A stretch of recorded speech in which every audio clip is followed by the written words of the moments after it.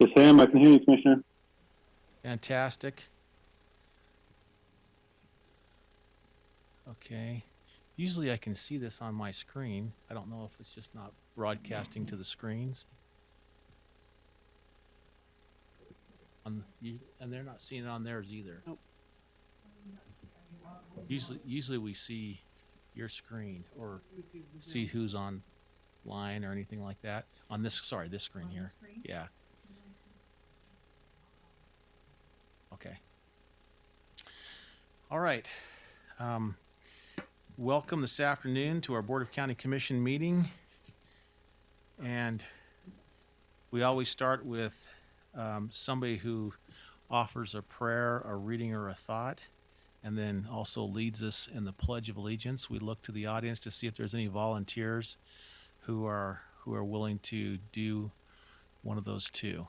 Any volunteers? Which one? Okay, we'll have you do the prayer, reading, or thought. Anybody that volunteered to lead us in the pledge? Thank you. If you just come up, make sure and just state your name. That way we can record it appropriately. Come on up. Yep. My name is Grant Sumption. Father in heaven, we humbly come before thee at the commencement of this meeting of the Board of County Commissioners of Utah County, and we give thee thanks for this great land that we live in, for the freedoms that we enjoy, for the constitutional republic in which we live, for the shoulders on which we stand as we come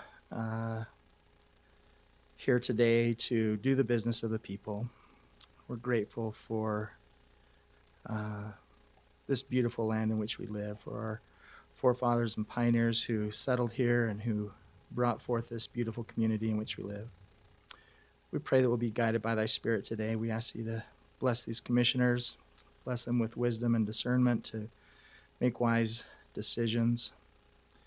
We ask you to bless the members of the public who are here to be respectful and kind to one another. Help us to build a community that will honor thee. In these things we pray in the name of thy Son, our Savior, Jesus Christ. Amen. Amen.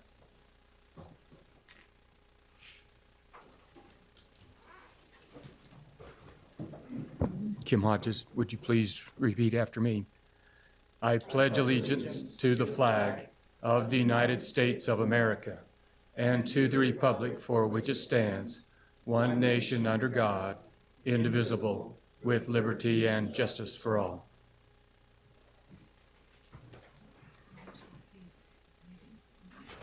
Yes. Yeah. All right. Thank you. And thank you for participating with us on that. We do have a recognition of the Employee of the Month. Commissioner. Yes. Sergeant Regan Clark provided this information and made this write-up. It says that I would like to nominate Crystal Dabling, for the Utah County Employee of the Month. She started her career in the Sheriff's Office. For a second. That's her right there. She started her career in the Sheriff's Office as a control board operator working for the one and only legend, Sergeant Moore. Crystal was assigned to work in the Special Housing Unit as well as the main control. She played a vital part in assisting deputies in the housing unit as she maintained security and observed movement in the housing unit from the control room. Several deputies mentioned how much they appreciated how Crystal stood up each time they went out in the unit to keep an eye on them. Make sure they're actually working. Crystal, just make sure they're working. Crystal would also notify the deputies anytime she noticed something suspicious or dangerous going on. An example of this was when there was a suicide attempt in progress. Crystal was able to remain calm, assist the deputy with getting the cell door opening the slider for responding staff members, and watching over the incident from the control room to ensure all were safe and or needed anything to assist them with the incident. This past year, Crystal took on a new challenge at the sheriff's office when she was selected to be a jail booking clerk. She was tasked with one of the most difficult jobs in the jail. Crystal had taken it upon herself to learn the booking clerk position inside and out, and I've been very impressed with her knowledge of the job and her ability to pick up on new things. Other staff members mentioned they can't believe how fast Crystal has learned the booking clerk position. If there was an award for customer service, Crystal would receive it. She goes out of her way to help the public on the phone and officers who come to the jail on a regular basis. Crystal's very polite and always has a smile. She has a good working relationship with her coworkers and goes out of her way to help and teach her coworkers daily. As a new sergeant in booking, Crystal has been instrumental in teaching and training me. Without her help, I would be lost. I've received multiple compliments from other staff members on how much they appreciate Crystal and how much they love working with her. The past 6 months in booking has been challenging for our crew. During this time, our crew received a new sergeant, a new deputy, and a new deputy in charge. With only 1 year of experience as the booking clerk, Crystal was tasked with training and explaining the booking process to these individuals. This was no simple task, but Crystal stepped up to the game and delivered.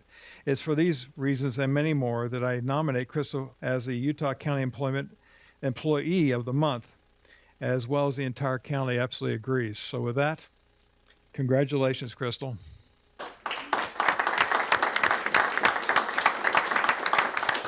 Come on up. We always give the employees of the month an opportunity to speak. And by opportunity, we mean it's mandatory. Oh, Oh. okay. Awesome.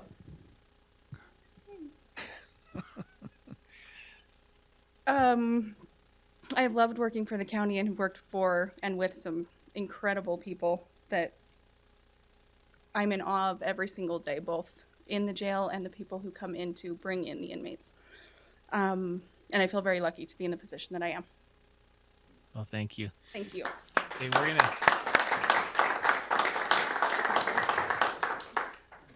take some pictures. Okay. Thank you.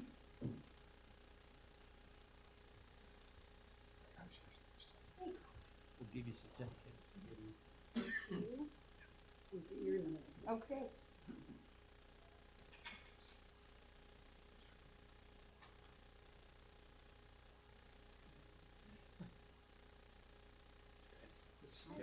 Thanks, guys. Thank you. And you get your picture up on that wall. You'll see it on the way out. Thank you.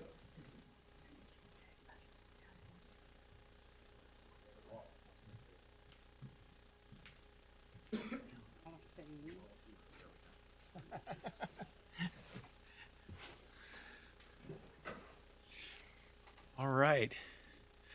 Well, you can stay if you want, or you can go celebrate. Either way, we'll work through our agenda. You'll notice that our consent agenda is bolded and underlined, but underneath it, there's nothing on it, nothing in or underneath it. That's because we're more than likely going to fill it with items that we've looked through on an individual basis and agree to in this meeting to be placed on there. If one commissioner would like to talk about one of the items, they will ask for it to be held, and then we'll leave it on our regular agenda for continuing discussion and vote. Otherwise, if it goes on consent, it'll be either be ratified, approved, or agreed to as it states in the minutes there. So with that, let's start with items 1 through 10. Item number 5. Very good. Others for 1 through 10. Just 5 also. Okay. All right, let's go with items 1, finish out that page, items 11 through 15. We have some, Got 12, 13, and 14. Yeah, 12, 13, 14 are all interrelated. 15. So we have to make some, And just an administrative note on number 11, it says declaring UTA County. I think it means declaring Utah County. It's just administrative correction. yeah. Okay. Okay. Let's go with the page now, 16 through 26. Let's say 16. Hold 16. And Need to hold 20 for a name. and 17, I like to be talked through that one. 17 as well. Okay. Okay, and I would say I have a couple of questions on 22 as well. 22.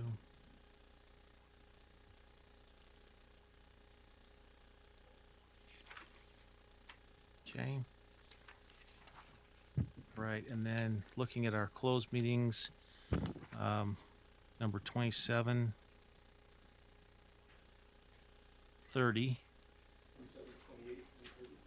27, 28, and 30. So we will leave it on consent to strike item number 29 from our agenda, and that we have approved and set a date, time, and location for a closed meeting as listed in item number 27, 28, and 29 for today's date following the completion of our meetings.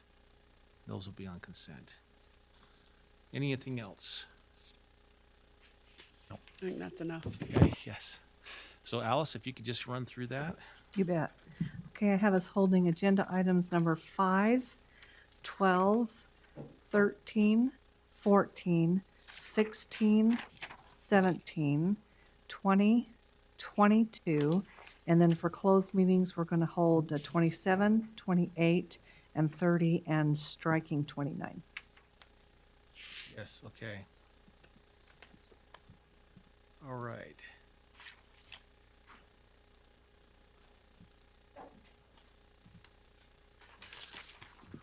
Okay. Was there any discussion on the ones that we have consented to? Is there any public discussion on those? A lot of times when we get to an item, we'll allow for some comment. I just want to make sure. Okay, with that then, we will go to item number 5. Item number 5 is to approve and set, sorry, I'm thinking of closed meetings. Approve a statement of support for Senator Mike Lee's efforts to protect civil liberties.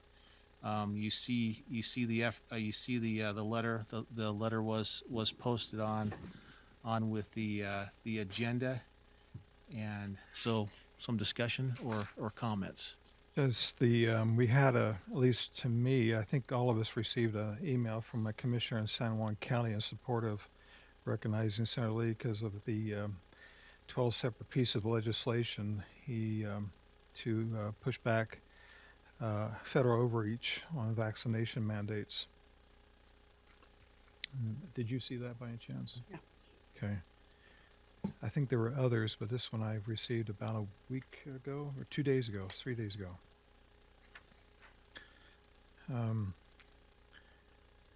I know other state reps, or excuse me, our local state reps have been actively involved in this type of thing, as well as the rest of our Utah State delegation, but his has been most visible, I think. And that's why we're considering this. Yeah, I'll make a comment. I think that I am definitely in favor of this resolution. I think that Senator Mike Lee has not only always been a defender of the civil liberties, but he's also been an ardent supporter of federalism and returning the power to the states where it belongs, according to the Constitution. We believe that government closest to the people is best for the people. And over the last probably 50 years, we've seen the continual encroachment of the federal government on our ability to govern ourselves. I think it's imperative. You know, the United States was the first time in history that we have an experiment of government of the people, by the people, and for the people. And we've lasted over 200 years because we keep government as local as possible. In the last year, we've seen a significant encroachment in the federal government attempting to use the Commerce Clause to regulate medical procedures, and that is appalling and egregious. And Senator Lee, while all of our representatives, all of our federal delegation from Utah, I'm very proud to say they all believe in federalism and states' rights. Senator Lee has gone so far as to sponsor 12 bills, and those 12 bills would curb the power of the federal government and return it back to the states and to the localities where it belongs. I wholeheartedly endorse his continued effort of federalism, a government of the people, by the people, and for the people, and I'm very grateful that he's willing to go out on a limb and to push back against the federal government as they continue to try to encroach on our rights. So I wholeheartedly support this resolution. Thank you. I do as well. I just wanted to point out, if you haven't read the letter, there's a few things on here. We are, as a commission, deeply concerned about the civil liberties and preserving freedoms, which is stated in the letter. And we're thankful for his continued fight back there against the Biden administration's attempt, to force unwanted medical procedures on individuals, regardless of their personal circumstances. And we see that in our own county government, where there are some who are in the military who for reasons of for medical reasons, even by their doctor, have said we can't do certain things, and yet there's a force going on there that and mandates that are being applied that are complete overreach. And so as I look down through this letter that we have out there, it's a letter. It's it's not a resolution. We're not doing the whereases or anything. It's just a letter, the letter of support to show kind of where we're at, and hopefully it'll be read and it'll be one where we can we want to be vocal about it as well on where we stand. And I think we've been very, very consistent about where that stance is from all three of us. And so I definitely support this. I mean, when I put it on there too, so it'd be odd to vote against it unless it was changed. Should I just read these, this list real quick, or What list? Yeah, the go list ahead. of Senate bills he's pushing through? Sure, you bet. Not necessarily in the right order, but it reads, can't force me to act, exempt individuals from complying with federal COVID vaccination mandates, don't jab me act, similar to it. No taxation without congressional consent act, respecting our servicemen members act, your health comes first act, natural immunity is real act, let me travel America act, transparent COVID-19 vaccination act, Transparency in COVID-19 Research Act, Transparency in COVID-19 Expenditures Act, Restoring Trust in Public Health Act. I won't read all the summaries, but those are the titles of those various Senate bills. Yeah, it's interesting on a personal note, and I'll state this. My wife and I went to Russia years ago, and they required that we had to put down where we were staying, what we were doing, and pretty intrusive. I was like, well, welcome to Russia. We are planning soon to go on a trip to another state. I'm not going to name the state, but you probably figure it out. And they're requiring the same thing. I was floored that they want to know where I'm staying, what I'm doing, and kind of a list of all that. I thought, where am I, in Russia? Anyway, so part of those, that one of those bills on there is the, right to travel. So with that, any more comments? I could spend an hour talking about this. We could, but we don't want to. I'll make I a don't think motion. we need to. I think we just support Senator Lee and his great work he's doing. I'll make a motion that we adopt Agenda 5. And I'll second that motion. I got a motion and a second to approve the statement on agenda number 5. All in favor, say aye. Aye. Aye. That passes 3-0. Thank you. Okay, number 12, and we're going to do these in order. And I'm actually glad, as I was reading down through the Planning Commission, that they were broken apart, because it gets really, it's hard enough looking at all the material and saying which one I'm at. So I'm glad that they are separated.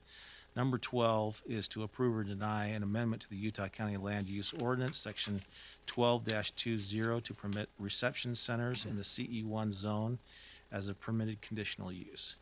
Bryce. Bryce Armstrong, Community Development Staff. So as has been referenced, these three items, the next 12, 13, and 14, were part of an overall application submitted by an applicant that actually included a couple other items. The Planning Commission treated them as all separate items and acted on them separately. 2 of those items were continued at the Planning Commission for further discussion, and those will be submitted for your recommendation as soon as they make that recommendation. So these 3 are on your agenda today. Daniel Jensen of our staff has been working on these, and so he'll give you a brief introduction to what the proposal is, give you a summary of the discussion and the action of the Planning Commission, and then you can go through each of those as you see fit.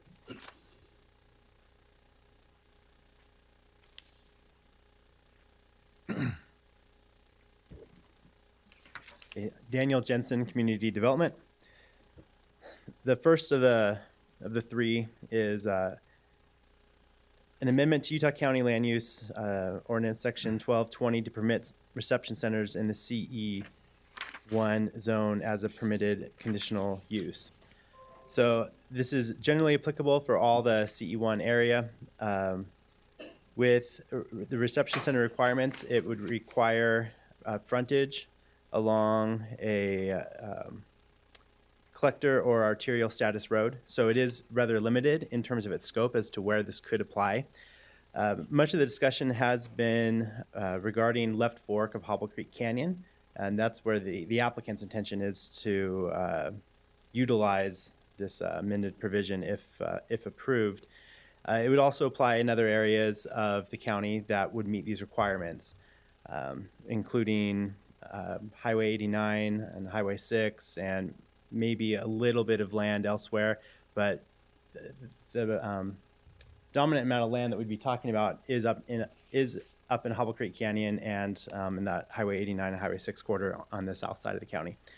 So at Planning Commission forwarded a recommendation of denial on this first of the 3, and that vote was a 5-2 vote in favor of a recommendation of denial.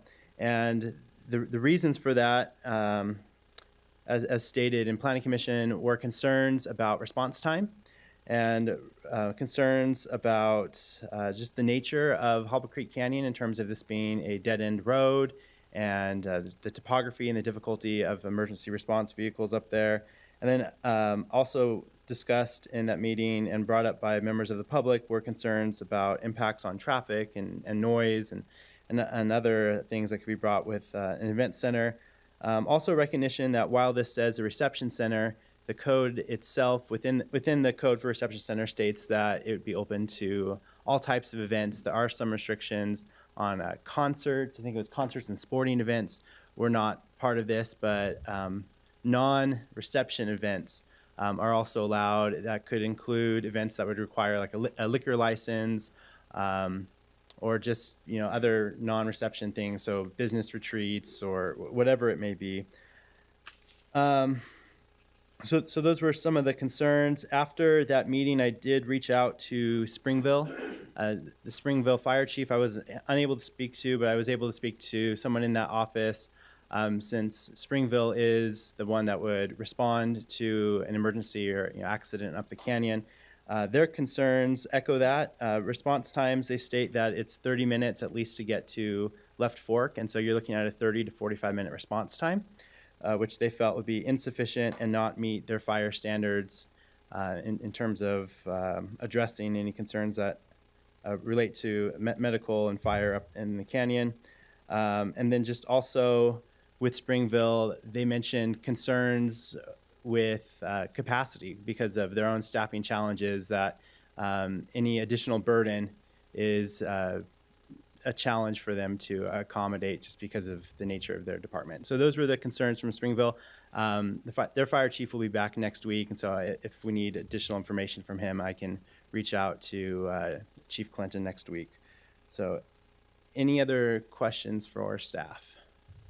You said it was 45 minutes from Springville to respond to a fire in that Left Fork area? It depends on how far up the canyon. But yeah, they said 30 minutes would be the lower part of Left Fork Road, and then 45 minutes, approaching 45 minutes as you go further up. Aren't there other homes there beyond where this planned Dude Ranch Yes. exists? Yeah, so there are single-family homes. Much of the zoning up there right now is agriculture or single-family on large lots. So they would have Some the same subdivisions. fire response issues That, if the Dude Ranch were to be approved. yes, that is correct. Now, the occupancy This one's type not is the Dude different. Ranch. This one we're talking about the. Well, he brought up the fire part. That's what I was addressing Well, it now. so this one's the reception center. Correct. You're right. I've been reading both in there. Thank you. So I've got questions. Do we prohibit Airbnb from being used in that canyon? We do not have a short-term rental ordinance that would prohibit it. So what would prevent people from utilizing their homes for events on a short-term rental? So we have occupancy requirements for a single-family home of for unrelated adults or a family, and those occupancy requirements would still apply to a short-term rental. So you couldn't rent out your house for giant parties. That would come under an occupancy standard. But if they're not spending the night, they're not occupying it. So do we prevent people from having birthday parties? So a private party would not be prohibited under our current ordinance. So you could have a birthday party if your child's getting married. You can have the reception at your house. Yeah, you can have a lot of friends, and that's encouraged. But once we get to a commercial use and an event occupancy, then we have different standards and different regulations that come into play. I only ask because I know that growing up in Utah County as a young woman, we used to do young women's retreats up that canyon at people's houses. I've attended business retreats at houses up that canyon. I've probably attended a dozen wedding receptions at people's houses up that canyon. I don't think that preventing people from utilizing their land is going to stop the activity from happening. I think it just means that we don't have any of the I think it means that we don't have any say on what they have. The other question I would ask on the fire service is this in the Springville special is there a Springville fire district? I mean, where are these homeowners paying taxes for fires? Well, I can answer that one. So for structure fires, the county pays for the structure fires up there. We contract with Springville City to do that. Okay. Yeah, we have a special service district, I believe it's seven? I believe it's 7. 7 for structure that covers countywide, and we have different contracts that provide that service. Okay. So whether or not it takes 30 minutes, they're paying for that service. And here's the thing, if they don't have a business license, they're not being insured for these activities. But these activities are happening. I myself have attended dozens of them growing up through adulthood. So I think if we allow them to have a business permit for it, then they are going to be paying insurance for that. And we have ways to look at it. I don't think we stop the activities by not allowing the business to happen. I just think that we have less regulation over it, and they're paying less insurance. So this is conditional use, right? Yes, it would be a permitted conditional use. And when we say Permitted conditional. here we go. use, yeah. I'm getting the LPs tied up on this. There are things that can be put in, right, on a permitted basis.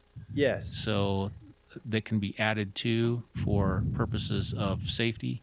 Yeah, within limits. So a permitted conditional use means it is a permitted use, so we can't deny it as long as it can meet the requirements of a conditional use permit. Now, with a conditional use, the Board of Adjustment can require mitigating steps to be taken to mitigate or reduce impacts that go above and beyond those typically found already within the zone. So it couldn't just be anything they want to come up with. It would have to be an identifiable harm that goes above and beyond the norm, and what is recommended would have to relate to that and have some nexus to reducing that impact. Yeah. Okay. Okay. Is there a maximum occupancy in concept with this if they wanted to have a reception center? Good question. Not proposed in this ordinance. So it could be 50 or it could be 500 type Yeah, thing? it would be based on the size of the building. So on the permitted use, conditional use, water. Water is a big issue up that canyon. That would be a part of the permitting process that you'd have to have water. That's correct. Um, And my guess would be insurance as well. They'd have to carry insurance. yeah. It would also mandate parking. Whereas right now, when you go to people's houses for a reception, there's no requirement for parking. But if we allowed them to have a business permit, then they would have to provide for that parking. Right. So there's a bunch of, permitted that we have to go through, steps to go through to allow anything like this to happen. Correct. Okay. Is this an item that should be continued to address those specific areas? Or is this something that we just take on at face value as we have it now and approve or deny and move on? Well, I think that we probably would like to hear from the applicant and then probably from the public as well. And I think we could probably get to that point if needed and necessary to, if we wanted to massage it here or there, especially probably on the permitted side. Yeah, if Yeah. it's permitted conditional use, as you said, maybe we could address those separately if we were to approve it in going forward. Absolutely. You want me to respond to that real quick? Sure. So in our current ordinance, we do have a section on reception centers, 8.96 of the land use chapter, and that does address some of the things that we've discussed already. So that does have parking standards in it. I don't recall any maximum size of a building. There are other things certainly that we can contemplate that may need to be in there, but it does address some of those items. Thank you. Yeah. Okay. I brought my family with me, my whole support team here. Thank you, commissioners, for giving me the opportunity to speak about this request. The reason I brought this is a book, it's called The Descendants of Daniel and Eleanor Sumption. And, wow, that is unexpected. This book mostly just sits on a shelf in my house most of the time, but last night I got it out to, sorry, read a little bit about the history of our ranch up in Hobble Creek Canyon. My grandfather wrote this about 40 years ago when this book was published. My family came to Hobble Creek in 1901. They bought a ranch that was homesteaded by the Whiting family, and they actually intended to be sheep ranchers, but they came down to the depot to buy livestock, and there were no sheep on the train that came from Denver, so they've been cattle ranchers ever since, and I'm glad of that. I think, I just like cattle better. Anyway, he shared here some special memories of the ranch. He says, another special memory was when William and his wife Annie spent summers there. And he talks about William's family coming up there. He says that this house and yard was a gathering place for the Whitings. Most social and church functions were held here, as there's a beautiful green spot most of the year round. As the cool spring water would keep it beautiful.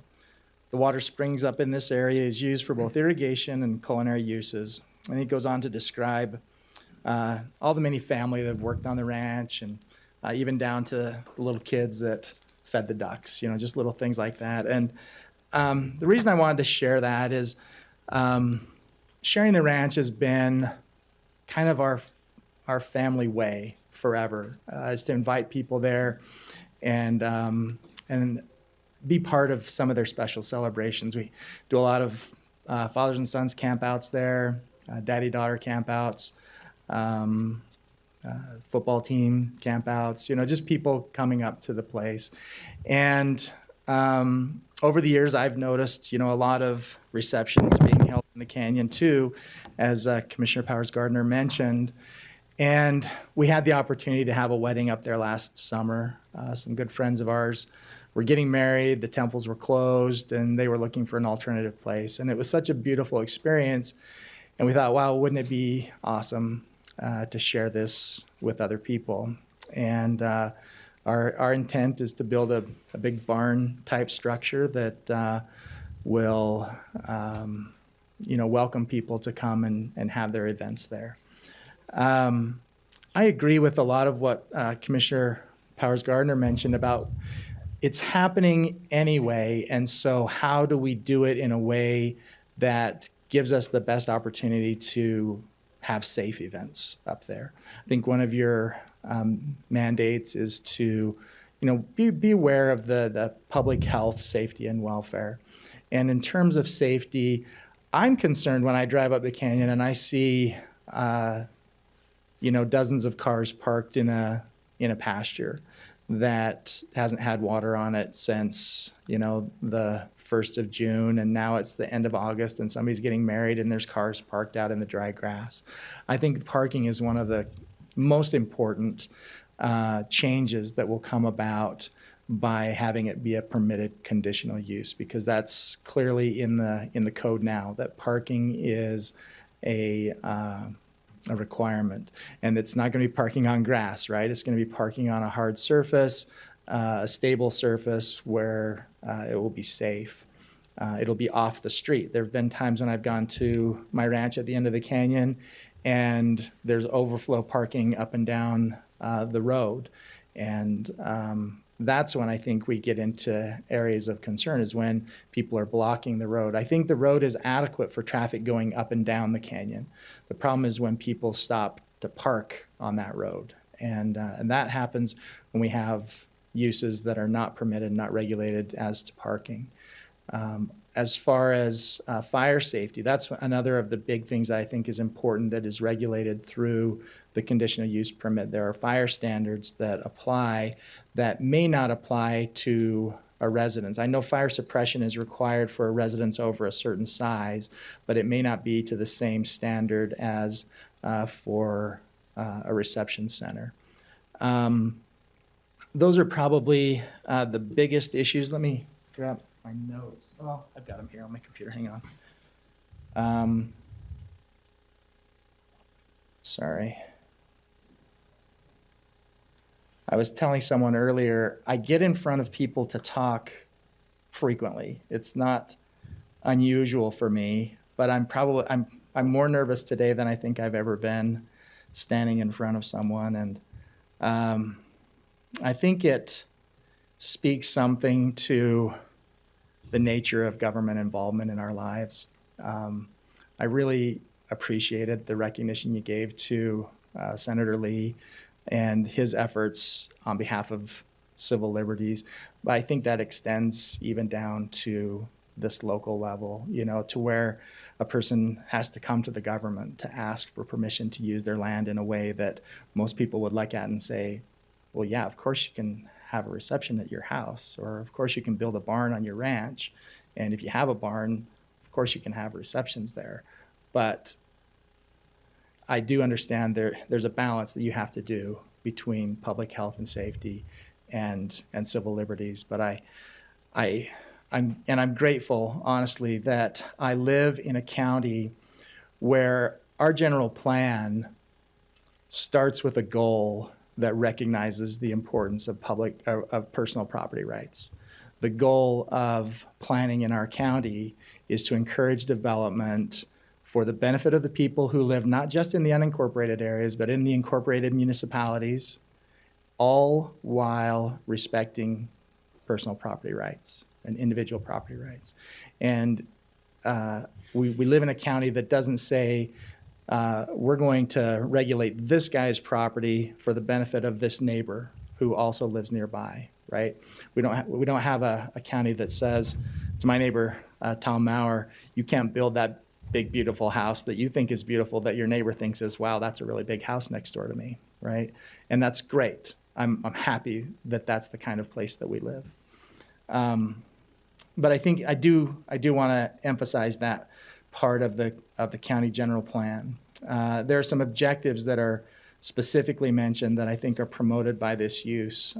Objective number 5 talks about giving farmers and ranchers economically viable uses of their property so that it allows them to stay on the land. Reception centers will capitalize on the rural nature of the canyon. That will be basically the competitive advantage, I suppose, in the market, right? Is that you're in a place that is beautiful, and it'll be our job to keep it that way and to make it available to the members of the public. Similarly, objective 6, low impact use that uses a small fraction of the ranch for an economic use that allows us to continue to stay on the land. Objective 9 seeks to establish recreational areas for the general public, which encourage a sense of community and are pleasant and relaxing. That's exactly the kind of use that we're talking about here. It's almost as if that objective could almost be rewritten to say we ought to have reception centers in the mountains where people can go and relax with their families or their corporate events. I suppose that, it's not really my target, but that does make sense, right? If a company wants to get away for the day and have a corporate retreat in the mountains, it makes perfect sense. That's for the welfare of everyone in the community to have that kind of an asset.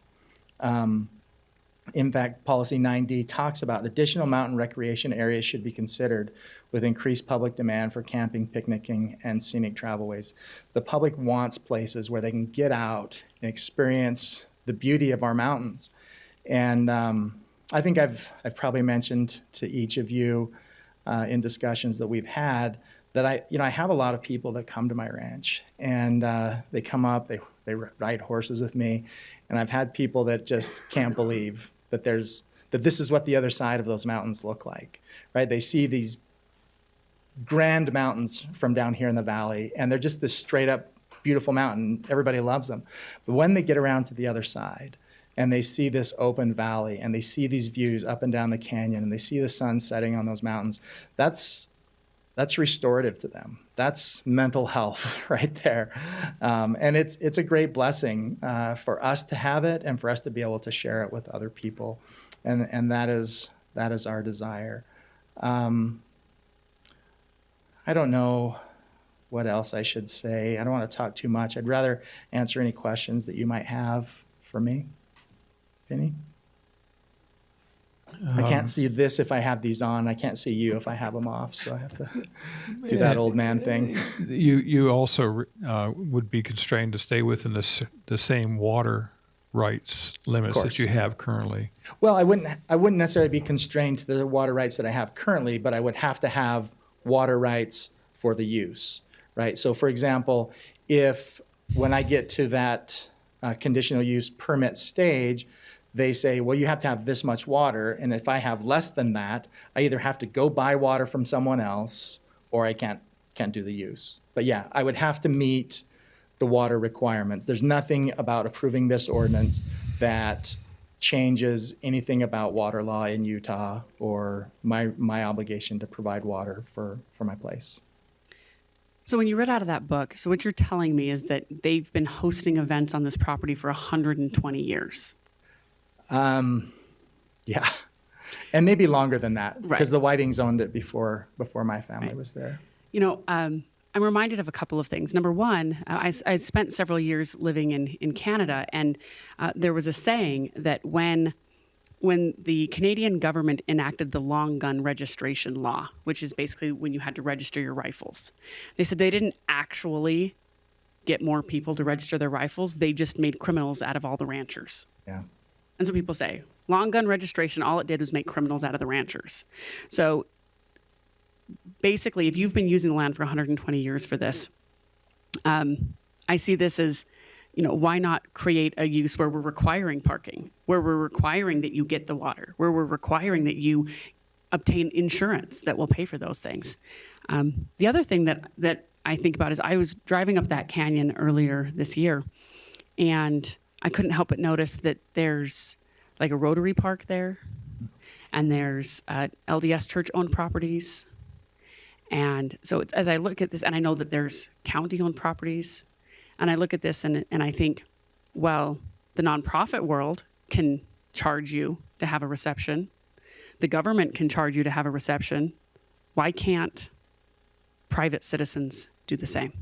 And I think as I look at this, I have a hard time saying that the county can charge for things or the nonprofit world can charge for things. I think if you utilize, for example, an LDS church campground for a family reunion, for example, they charge you for that. So why is it okay for the LDS church to charge you for that, but not a private citizen whose family has owned this for 120 years? Yeah. I have a hard time bringing those into congruence. So I like your family's rebel ways and that you've spent 120 years hosting church activities on your property. But and I found that very interesting. The the one property that you mentioned, the LDS Church owns a property that was built by Lynn Robbins, was donated by him to the church. And there was a comment made in the planning commission, one of the commissioners asked, isn't that basically a reception center? And hasn't it been for the last 20 years? And everybody kind of, we don't want to make problems for them, right? I don't. I'm glad that it's there. But the question was asked, have there been any complaints? And the answer to that question was no. There's not yet been any complaints, unless one was made after the planning commission meeting, but it hasn't caused any problems. And it's a big, beautiful property that should be used that way. Great. Any other questions? Okay, we do have, is there anybody in this room that would like to make a comment on this issue? Then we'll go to the to our Zoom meeting. There's some people on there that like to make a comment. I'm Kim Hodges. Been a resident here in Utah County for 45 years. Grant, you hold your age very well for 120 years. That's good. That's why he lost his hair. I would just encourage support for this. With the growth that's happening in Utah County, there just seems that there's wisdom in having control over what that is, what's going to happen, and have that in your hands. I think that there's wisdom in that. And for the joy that this can bring to a number of people going up that canyon is wonderful. I've been up myself a number of times on Grant's property and really enjoyed it. So I'd encourage you to support this. Thank you.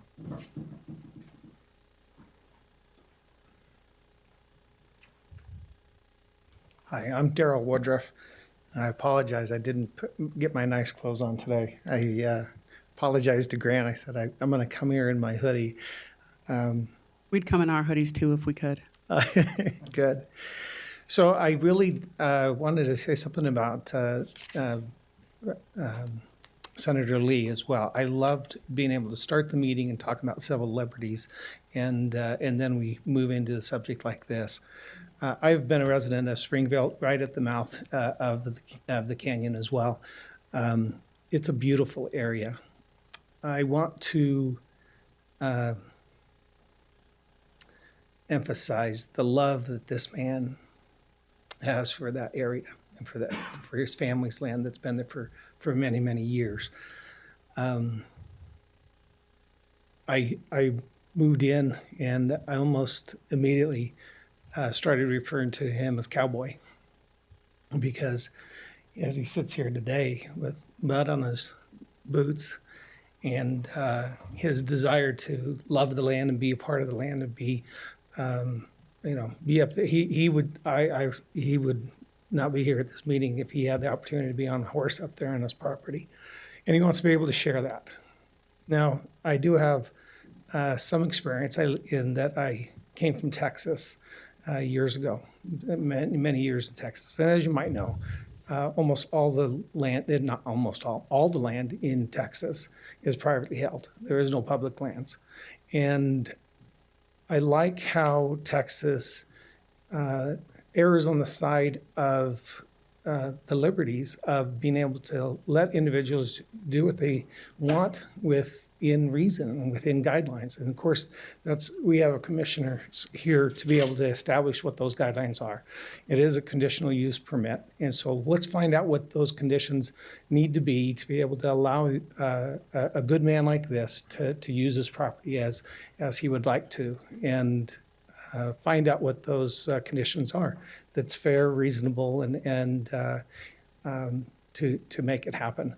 I've benefited from that in the state of Texas. The state legislature, I thought, was going to make an activity that I was participating in illegal, and that whole business was going to go by the wayside.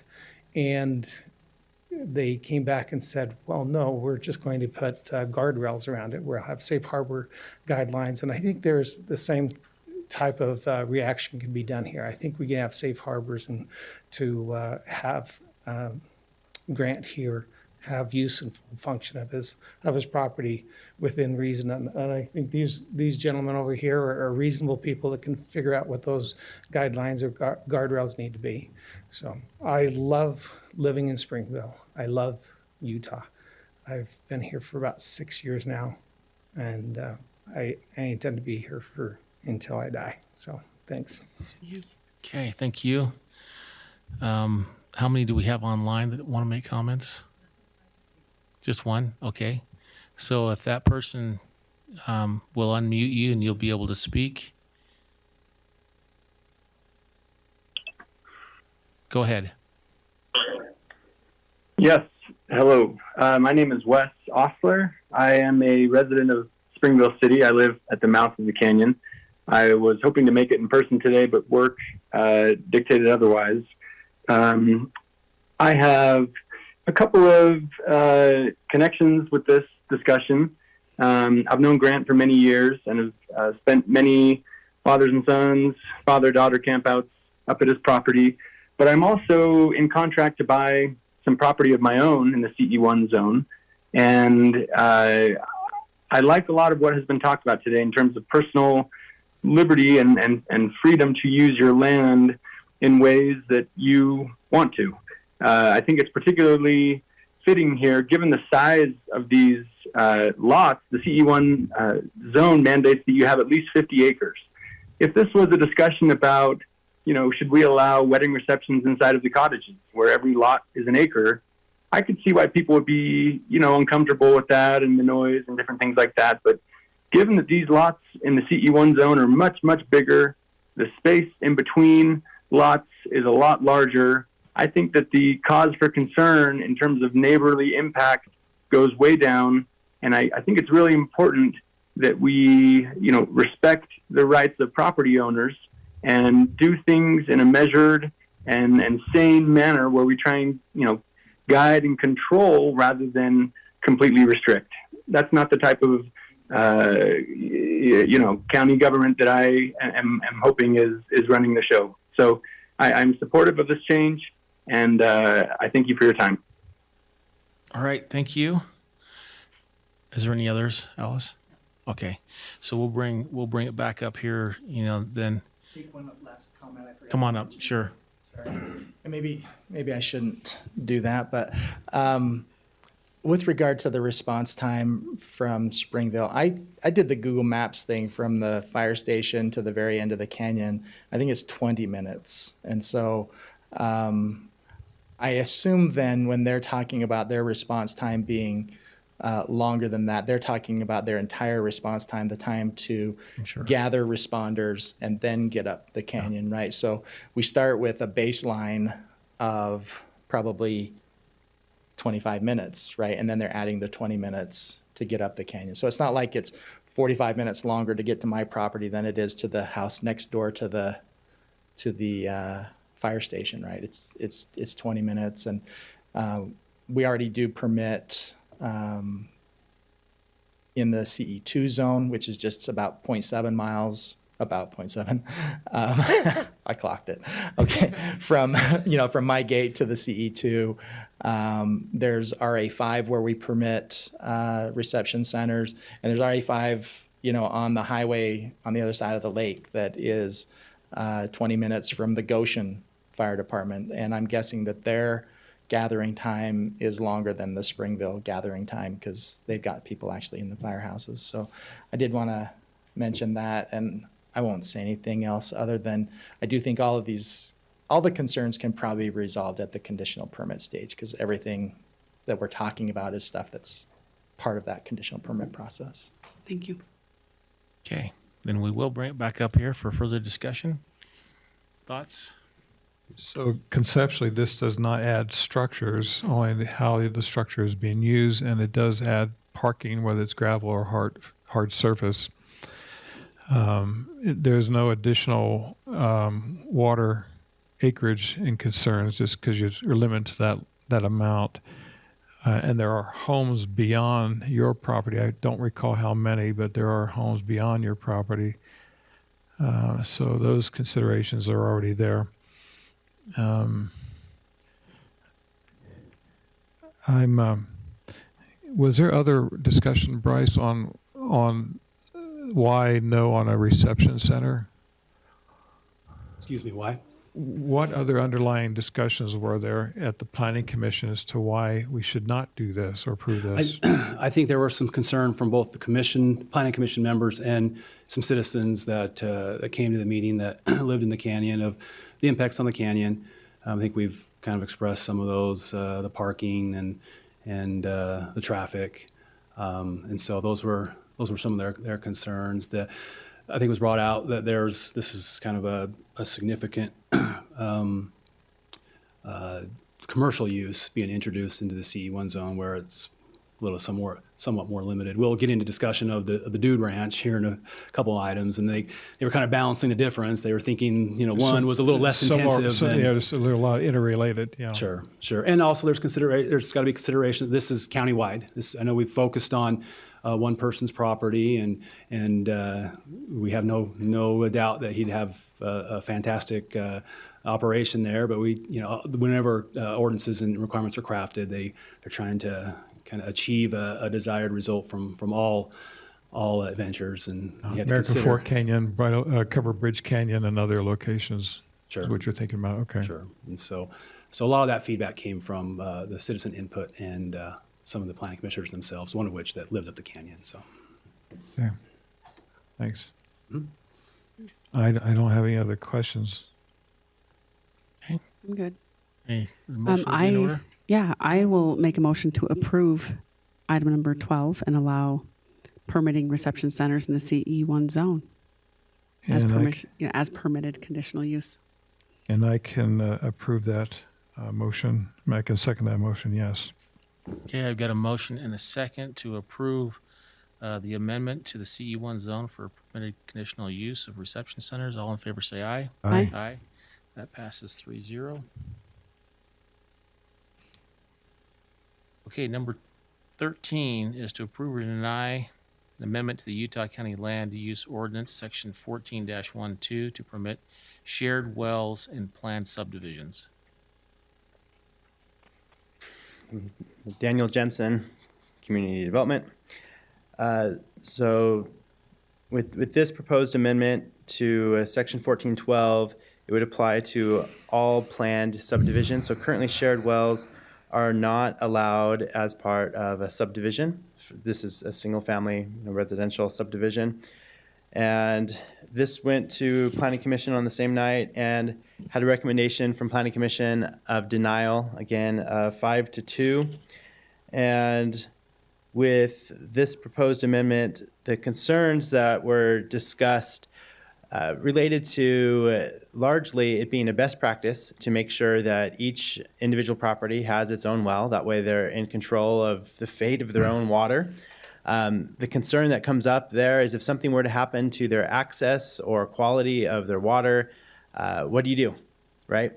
We can easily say, well, if it's shut off, you can't live there, but how do you enforce that? How do you kick somebody out of their house? What do you really do when somebody doesn't have access to their water? And so things that have been really concerning to staff relate to the access to a shared well, a maintenance of the shared well.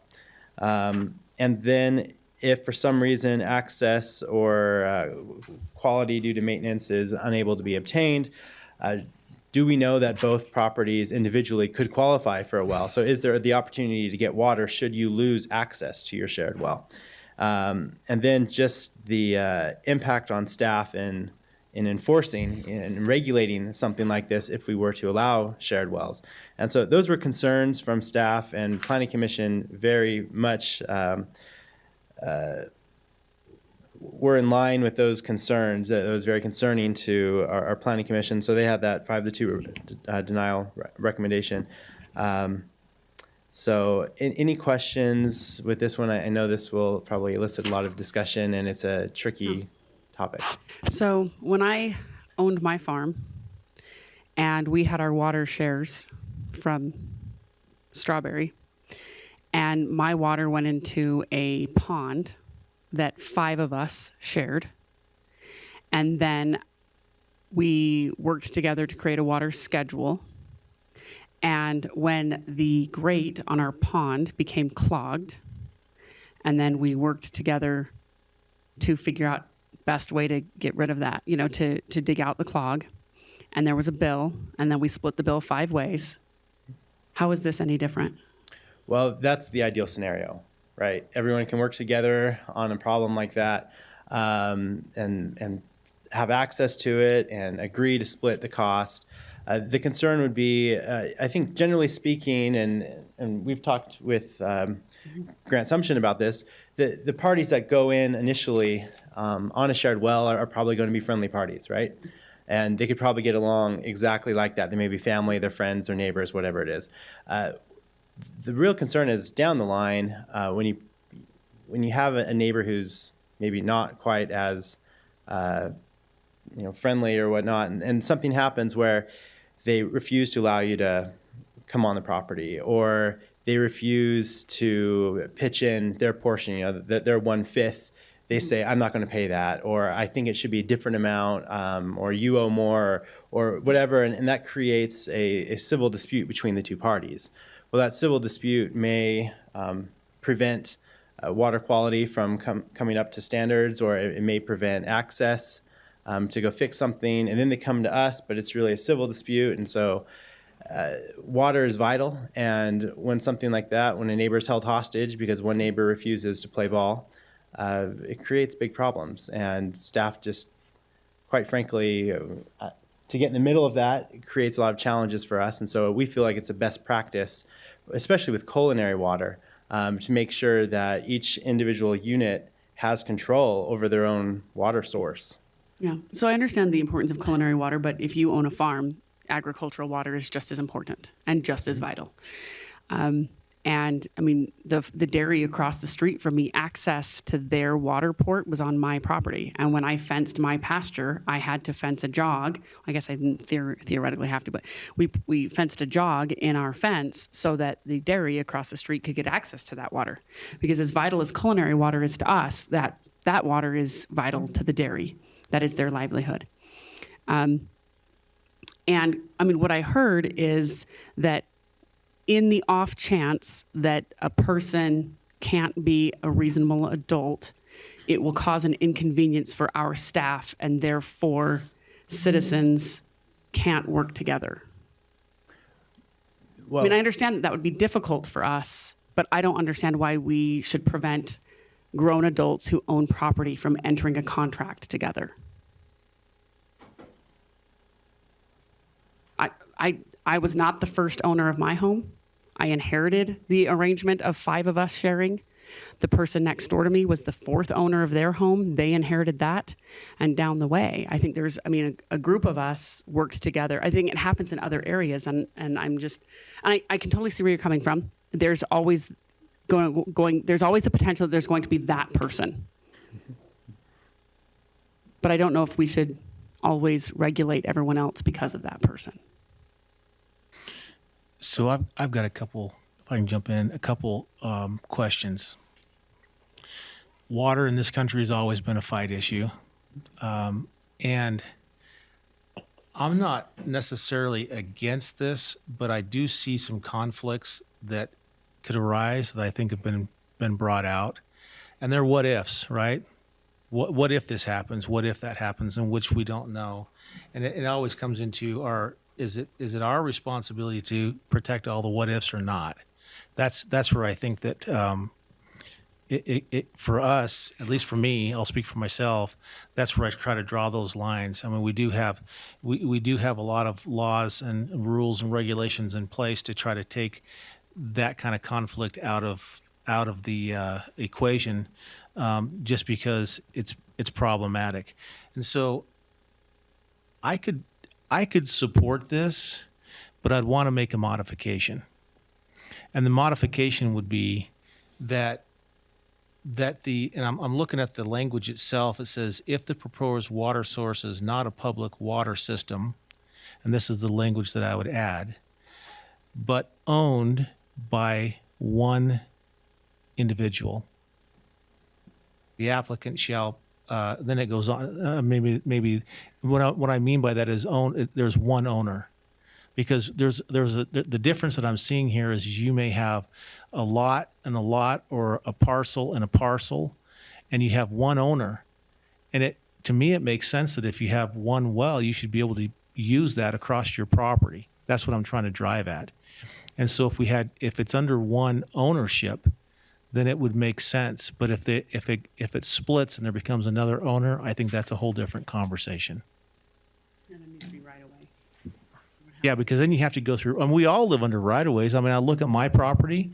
I mean, I've got a right of way for a gas line, for electrical, for internet. You know, they come into my property and go down through and measure it. So I mean, I get the right of way or easements and stuff like that come into it. But I could support this if we were to put in there that it's a single owner. That makes sense on a parcel basis for one well to do that. If we have one well and we've got multiple parcels that are being attached to this, more than one, I think that it can potentially cause some problems. That are out there. Not that they can't get into some contractual language with it, but I think that would be the time that you go into the contractual language and see if there are easements that can be afforded that would make sense after we, as the county government, says this is how we recognize, a shared well. So what you're saying is a shared well if it's a single owner of the property. So if multiple properties are owned by a single owner, you would be fine with the, yeah, and I absolutely have no problem with that. On the other way, I think I agree. We could do some more work. For example, there would need to be guaranteed rights away and things. But that's more language than we have in here. Yeah. This would probably be a stepping stone. Is that how I see it? Yeah. Right. And you could look at it and say, this is permitted, with a single owner, because I mean, you can argue with yourself unless you walk on one side of the parcel and say, oh, wait, I don't like this. And on the other side, I mean, you have to deal with that. But still, I think that could be, something that is workable, at least for me. For me, if it's a single owner, a shared well, because it doesn't make sense some of these parcels could be really small or they could be really large. And then you got to have, if you have a really small one over here, you're thinking, gosh, I just want to use this well for this one over here, and I own the property, so why not? Now I have to drill another well for it. It may not even be a piece of or a parcel that is big enough to do anything on, necessarily for a lot or anything of that nature. Maybe it's only in the CE1. Maybe it's only 2 acres. I don't know. I'm just making up numbers with it. But Yeah. if we were to hold that, those are some of my thoughts with it. As I was going through this and had researched it, the idea was that specifically the owner has a plot, and neighboring to his plot are other land areas that he owns. And so right now he's required to have a well in each of those pieces that are shoulder to shoulder. Why does he need to drill individual wells at a cost of $30,000 to $50,000 for each one? I think if we added your language into this, Commissioner Lee, it'd be useful, and perhaps what we need to make this work. I'm curious about the last. You're referring to double check though, to section 1412, C7D. Is that the one you're referring to? 1412. Yeah, it says plan Sorry, Yeah, it's under documentation. under the documentation section. If proposed D. water source is Right. not a public water system, but owned by a single owner, is that what you're saying? Right. If that's the appropriate place to put it, I don't know. Bryce would probably instruct us And on if that's maybe the case, do we appropriate need place the for it. rest of the language that follows that paragraph? It's kind of an awkward one because it says planned subdivisions, and so that may not be the appropriate place to put it. But But the thing wherever is, it plans insert subdivisions, language. but if it's all owned by one owner, then if it eventually becomes a subdivision reality, then the wells would have to be part of that on each lot. So this is Bryce Armstrong with staff. Currently, the shared well prohibition is only found in our large-scale developments, which include subdivisions, all type of developments. And so that's why the amendment is contemplating where it's at, is because that's the only place that it is prohibited. And that's been through years of practice. we don't, disagree. I wish we lived in a world where common sense would prevail, and I think most of us would like that. And it just experience has found that you get two parties together, and over time or whatever, it's just there's disagreements, and so. I guess to your point, if this is something that you'd like to see accomplished, then staff would also recommend. Staff has some suggestions of maybe some wording that we could put together and work with the applicant to see if that fits his needs. Yeah, because in my mind, I'm thinking a property here and adjacent property. If it's across the road, that might have to be a different discussion. Yeah, and that was- separated by some boundary. That was one of our concerns or things we wanted to put in is to maybe have some limits, so there's a limited number of properties that could share a well and maybe some distance requirements and other.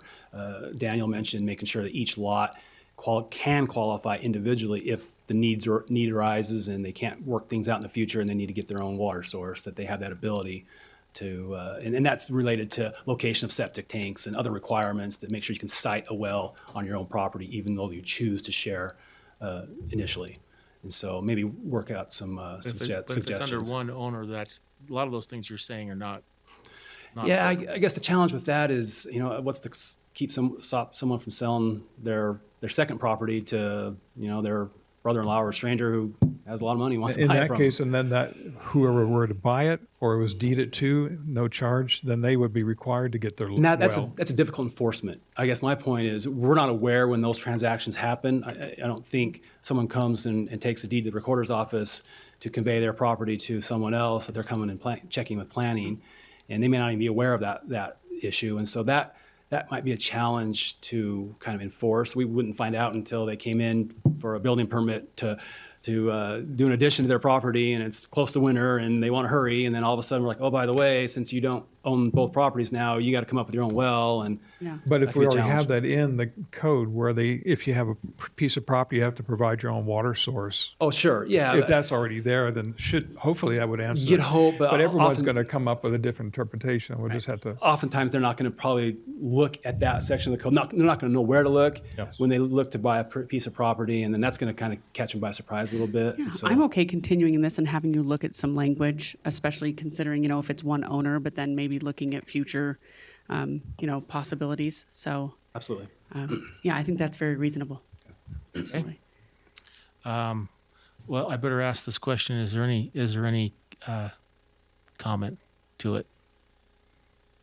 Looks like we're kind of headed towards the continuing.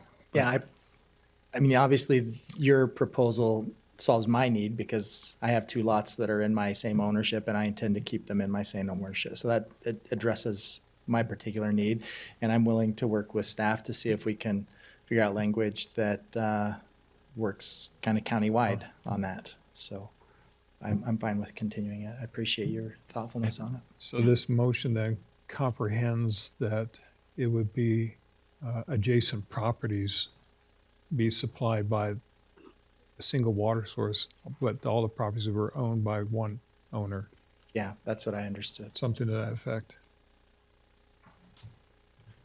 Sure. So we had some suggestions that we would propose, and we might throw those in, but we'll also try and capture what I'm hearing here is Yes. making sure that's adjacent and contemplate a single owner of both properties and see what that would look like, and then see if we want to go a different route or whatever. But we can put that together. Okay. Yeah, I appreciate that. Thank you. I can second your motion then. that Yes, we well, I was going to continue move to this. continue. How long? Yeah. How much time do you need on this, Bryce? 2 weeks, 3 weeks? Yeah, I think we do 2 weeks, or, well, let's see, 2 weeks would be, 20th. 20th? Three Yeah, say weeks, give you till the 27th. Yeah. May 7th? 27th of You'll see us October. a lot on that meeting anyway, so. Your problem? not come back on the 27th because it's going to get mixed up a lot in that other water issue that's going to be discussed on the 27th. And there's going to be a lot of confusion. Good point. Why don't we do the 20th? That'd be awesome. Well, but I know people will get confused though. We'll end up with a whole line of people that want to talk about this, thinking they're talking about the other one. We could. But this is Rob Moore, County Attorney's Office. If I can just address a couple of things real quickly, if that's all right. I know we're going to look to continue this. The 20th, our office is going to be not available for the most part, just so you know that. That'll make it when easier. We're in a just conference. kidding. It might be easier. It's truly, that could be true. I will say though, on the one of the what ifs, what happens here is if we've actually done this before in our past history in county government. We've had shared wells and it didn't work so well. And what happens is the scenario that was discussed here is someone eventually shuts somebody else off, and then they might come into staff, but that's not the answer for them. Their answer is they have to go to court and enforce their easement, right? But what happens is when they come into us, they've now alerted us they don't have water. And then the enforcement mechanism of the county requires them to now move out of the property, and it could take them 2 years to get it resolved in court. And so that's where it gets difficult, is if someone is no longer has water for their property, and now we're alerted to that, and now we have an enforcement issue. And so It would that's be- where it does affect us a little If we bit. keep this to a single owner instead of a shared That well, certainly has a better. use that still have. language instead of And shared. I just wanted to address your what if question a little bit. Well, and that's why I'm wondering if we put in right away and things. It's like, well, they shut mine off. Well, if they've got a right away, then we could have the sheriff go on the Realize property they and could turn have the a water back written on. and recorded easement, but that doesn't always, Right. it's not always prevail. If it's not drafted correctly, if legal description's in error, I mean, you can think of all the different scenarios where it could be, and it could take years to resolve in court. but if we could avoid shared well language, just go a single owner language, Yeah, that there's might some be things we better. can do, and we'll work on doing that. So Yeah. I just wanted to address that one concern. No, that's good. Thank you for that. I appreciate that information. So is the 20th enough time? I think that would be enough, but what I'm hearing, it might be helpful to have the county attorney's input, but that's your call. Maybe we'll load up all kinds of things on the 20th. Well, we want the language to be right, so. Sure, yeah, I'd agree. So I maybe after the 27th, is that? So maybe the 3rd is November 3rd, or is the 27th fine, or do you want to push it to? Yeah, so like November 3rd. Pressing rush, okay. Okay. Sounds like the applicant will be open to it a little further. Yeah, so I'll make a motion to continue item number 13 until November 3rd. And I can second that motion. Okay, I get a motion and a second to continue item number 13 till November 3rd. All in favor, say aye. Aye. Aye. That passes 3-0. Okay, number 14 is to adopt an ordinance to approve an amendment to the Utah County Land and Land Use Ordinance, Section 12-20, to permit dude ranches in the CE1 zone as a permitted conditional use.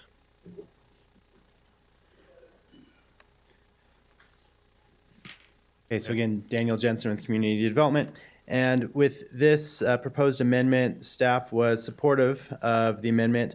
The difference being for dude ranches and staff's interpretation, as opposed to reception centers, is that dude ranches is completely in line with the agricultural intentions of the CE1 zone and the nature of Hobble Creek Canyon.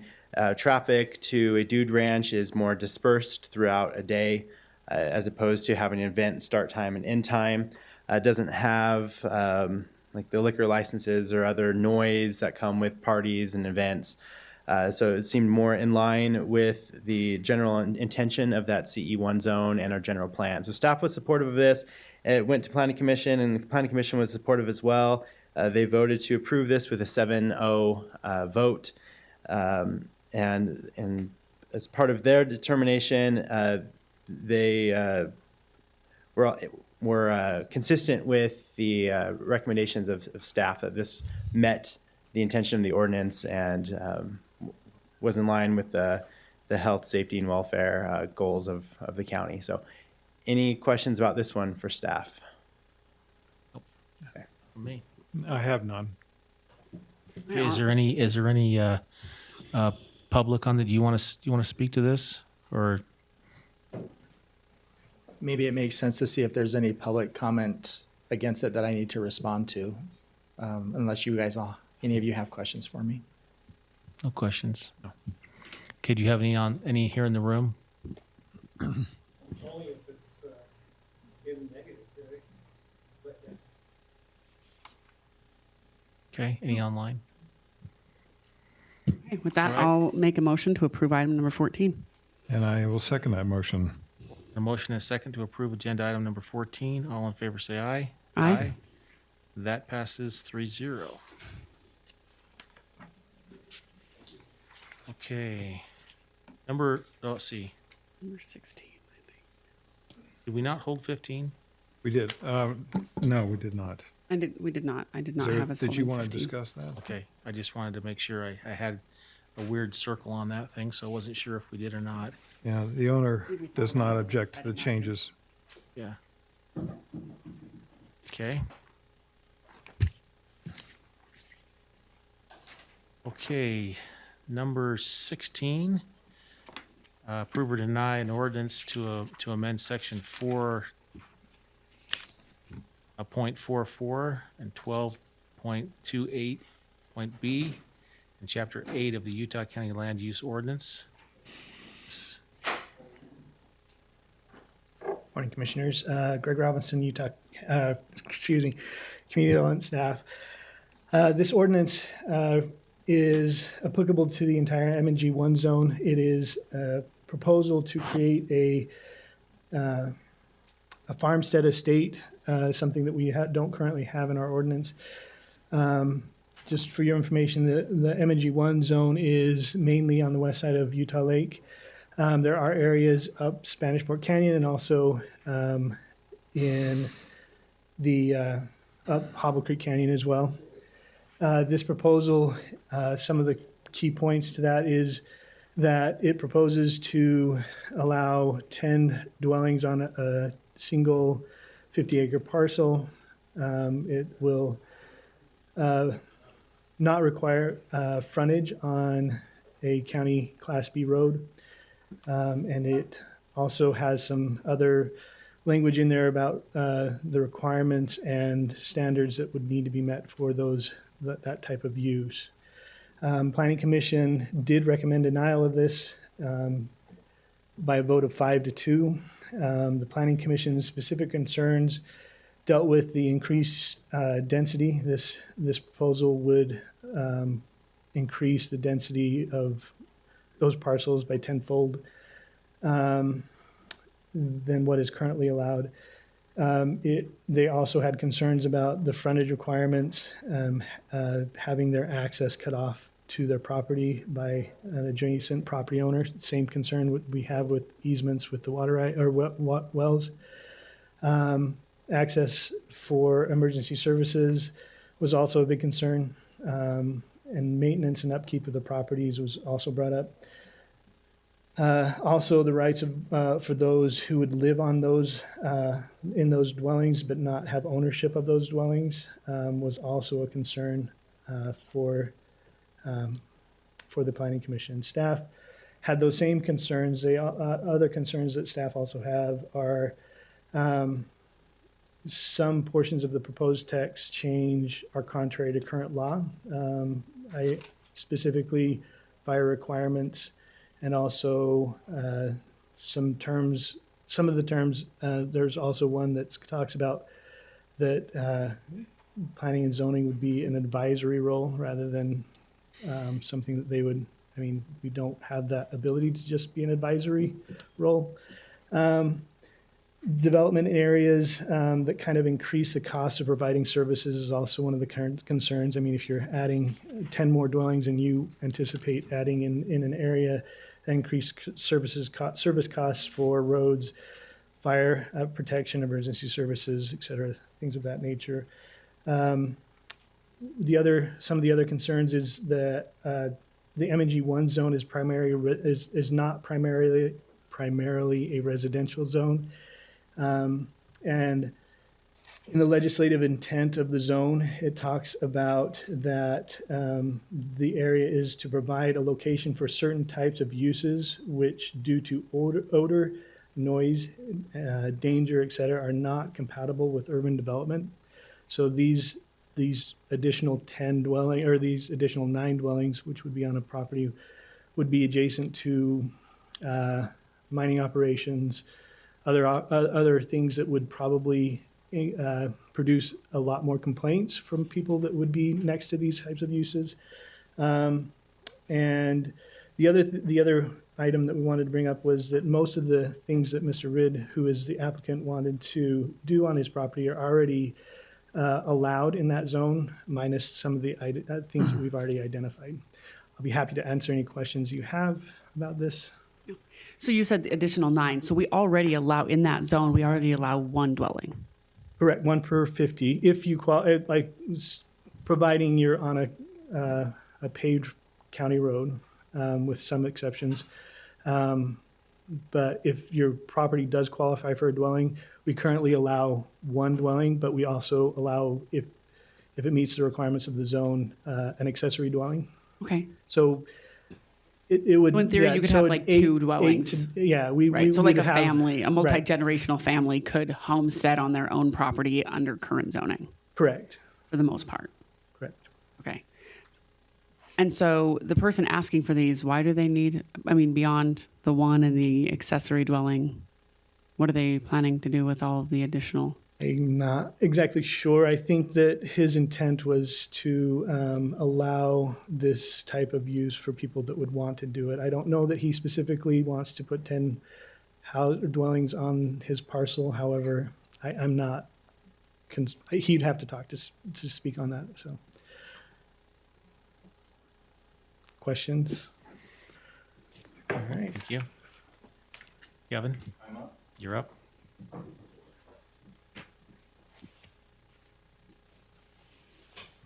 Thanks. My name's Kevin Red, and I've lived in Utah County for about 30 years now, and 20 of it up in the Alpine area and 10 down in the south end of the county in the zone we're talking about, the mining and grazing zone. So I'm familiar with what's going on down there in the county. It's dominated by about 2 dairies. The Church Dairy owns 22,000 acres. And they're in the specific area, the Goshen Valley specific area plan now, because they went to do the effort 10 years ago to try to plan that area, and of course it's part of the plan. They were expecting to actually move the dairy operation somewhere else, and we're hoping the paper company would come in and provide jobs so that development could happen.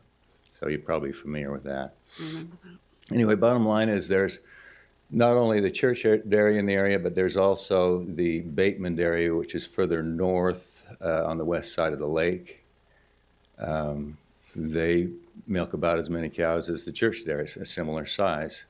And they also live on their dairy. At least a half a dozen of them, and plus maybe an extra dwelling for caretakers and so forth. There is one other commercial agricultural operation down there, which is the Rig Trip Poultry Farm, which is 2 miles west, or should I say east of my property. My property is 2 miles south of the Alberta Crossroads and about 2 miles to the west in the foothill area. And I own 100 acres there.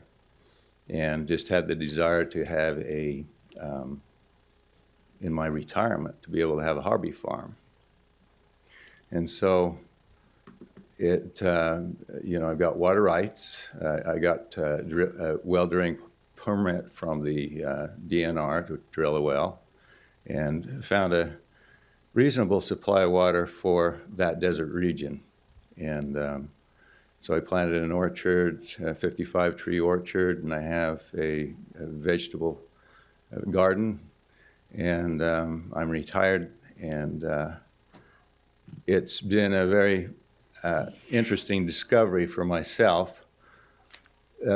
I grew up, like probably most of you, in a subdivision, the typical subdivision that we have along the Wasatch Front, half-acre lots and residential development. And I never believed that the rural lifestyle is something quite a bit different. And so I'm I've learned to become very appreciative of that. And the purpose of bringing this forward is to, I think, allow others to do what I have done. The problem is there are no roads in the area, okay? It's all dirt roads, and there are not very many. There's basically Highway 6 that goes from Eureka to Santaquin, and Redwood Road that runs the west side of the lake all the way down ends up down just south of the Church's Dairy Farm. So you've got those two roads that are both basically Class A roads, which means the state maintains those. And then you've got Tunnel Road and a few other paved roads in the area that it's where there's very little, there hasn't been any development down in that end of the county for probably the past, well, since the 10 years I've been there, there's only been 4 residents built. Actually, about 6. 2 of them were on the Church Dairy Farm for the help for the dairy people there.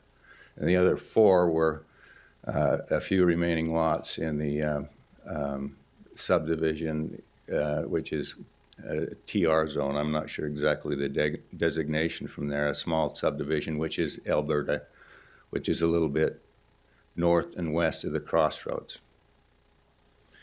So you've had very little development in 10 years at time that I've seen. And maybe that's a good thing, depending on your point of view. I just soon stay that way. If I can be there, I just soon stay there the rest of my life and leave it the way it is. But I thought I don't see any reason why a person couldn't add a few more dwellings. I have a water supply that I'm careful about. There are no services otherwise there. There's no public power.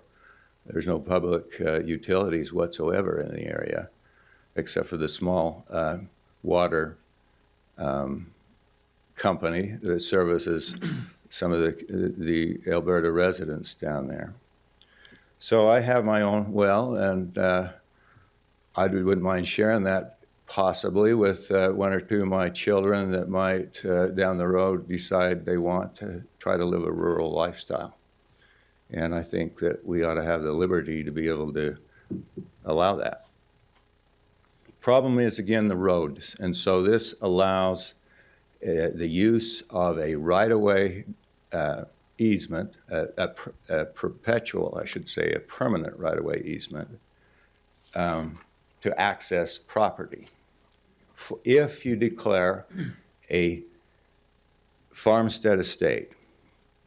Now, I lifted the basically the language from the, I believe it's caretaker dwelling, have I got that right? Caretaker dwelling, they have requirements, the county has requirements if you want to have a caretaker development or house residence on your property. So let me just read it. It says one of the requirements would be for this farmstead estate would be you would have to be eligible, you'd have to, the subject property shall be described by a legal description in a declaration of a farmstead estate on forms which are obtained from the zoning administrator, which are recorded with the Utah County Recorder.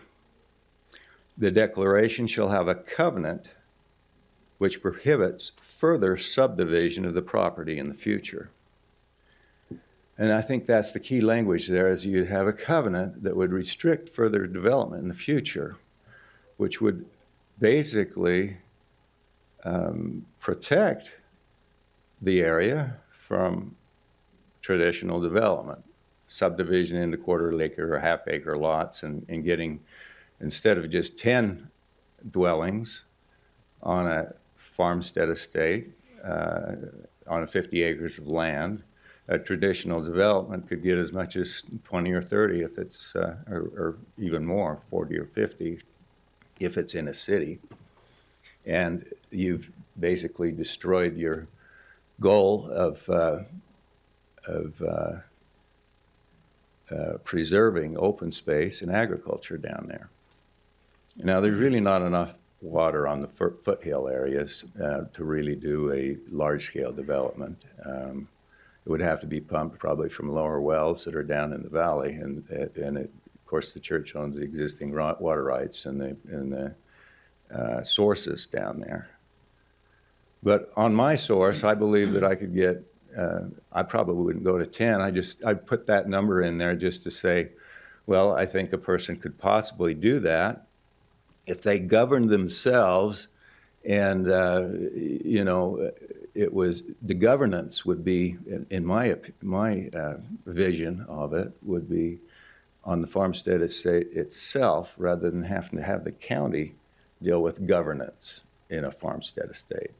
These people would have to settle their, our family, if it was my children there, we'd have to governance decided by us, the family.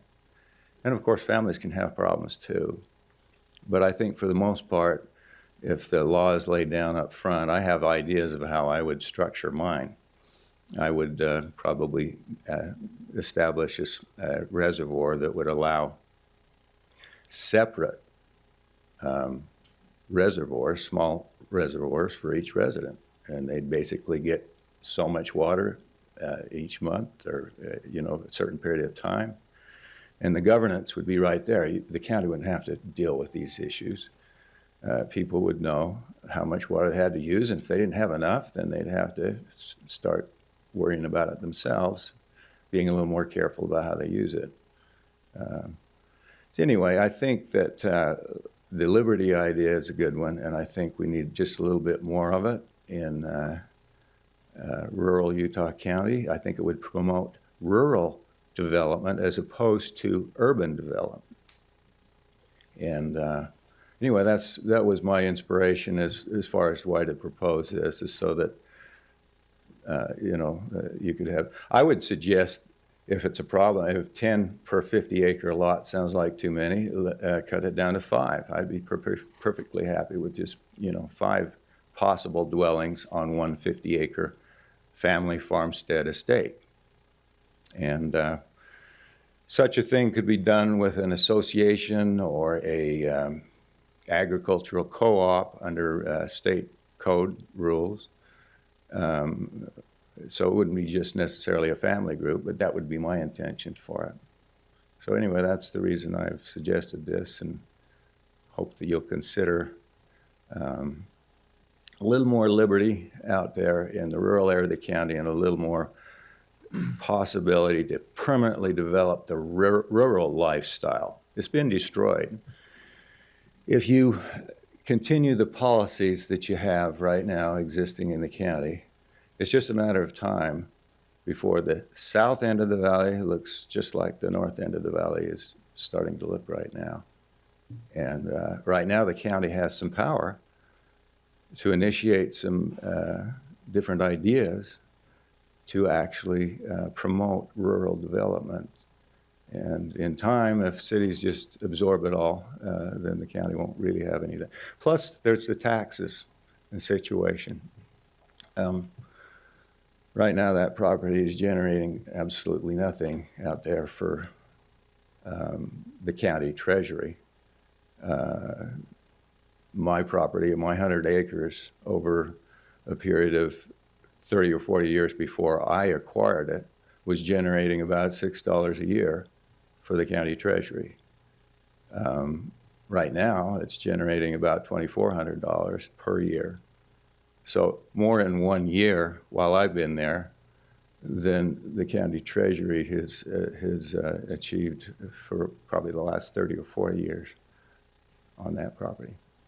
Something to consider if you're, you know, looking for possible revenue for the county. Any questions for me? So you're not looking to subdivide the property, just Absolutely not. live on? No, I'm looking for something other than traditional profit-motivated development down there. I want to, my motivation is to try to promote rural development rather than, I don't mind putting my property into a covenant, into a restricted covenant, so it can never be divided into any more than 5 dwellings on the 50 acres. And some of the changes would say it doesn't have to have paved road access. Right, Correct? that would be through my property, for instance. The power transmission line that Rocky Mountain Power put through there in 2013, about 7 or 8 years ago, we all granted easements permanent easements for Rocky Mountain Power to put that high transmission line from the Mona Power Plant to the Tooele Power Plant. So there is that right-of-way easement existing right now on dirt roads, so that they can have permanent access to their power line. And we have it written language, I have a copy of that here, we have written language in those right-of-way easements that we cannot block it off because they need to be able to access it when they will. So that would be how you would access the property, was through a permanent right-of-way. Permanent right-of-way easement and allow it to be on a dirt road because it's cost prohibitive to put those roads in for rural type development. It's only the large scale development that can generate the revenue for the county to require the developer to put in those roads. And that's the traditional way of developing at this point, and that's the way the county will continue to develop if policy is left the way it is. So what about power? Do you have Rocky Mountain Power out to your property, or do you use an alternative power source? Good question. I have solar power, off-grid solar power. I have some, basically 7 panels on my roof, and it provides about 2,000 watts into a battery bank that's basically 8 deep cycle batteries that look like a car battery, but they're just heavier plates in the battery. And you have an inverter and a charge controller that automatically runs that. I'm very pleased with the way the off-grid power works. However, it's not for everybody. You can only vacuum during the sun. While the sun. That's right. During the daytime, no.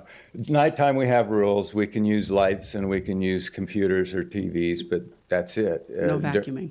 During the nighttime, we don't vacuum. We got to do that during the day. So a person, if you're going to live in this type of environment with no public services, you're on your own. You have to be a self-reliant, willing to live that kind of a lifestyle in order to do this sort of a thing. So Okay. it would be great to me to allow that for innovative people that are willing to be self-reliant and not ask the government or public services for those kinds of things. For water access, you've got a well, or at least a permit to have a well. I have the What permit, about- I have the well, and I have the water rights purchased. The water rights are purchased after, you've got a water source, because there's no sense in acquiring water rights if you don't have a source. What about sewage? You have a septic? Sewage is a septic tank and a drain field, and county-approved septic tank and drain field. I'm assuming for waste removal, you burn or haul out. What was that again? For waste removal, you would either do burn or haul out. Yeah, and you compost. I happen to be kind of a raw foodist, and most of my food is garden food, right out of the garden, and the remains of what's there, the deer eat. My apples, I have an apple orchard, and they love the apples. I just put them outside the fence line, and they come and get them. And the rest is compost that I use in gardening. And we do, as far as trash removal, I don't burn any of it. I personally have a home in Alpine where about once a month is about all I need to haul up a bag full of garbage and put it in my dumpster in Alpine in my rental house there. And we really don't generate that much for our residents. Can I ask you some questions on the road? Sure. And the frontage. We currently require that you have, frontage on a county road, which you Correct. don't have in this case. Right. And you keep talking about a permanent right of way Easement. that was given to the power company. Well, we landowners granted those easements to the power company. Obviously, we had to do it because, the power company would have the power to require us to do it anyway, eventually. So how long have you been traveling down that road to your property? I actually traveled a shorter route than the one that goes clear to Highway 6. I traveled a 2-mile route through Scott McLaughlin's property. He granted an easement, a temporary easement, for the construction companies to put in those power lines.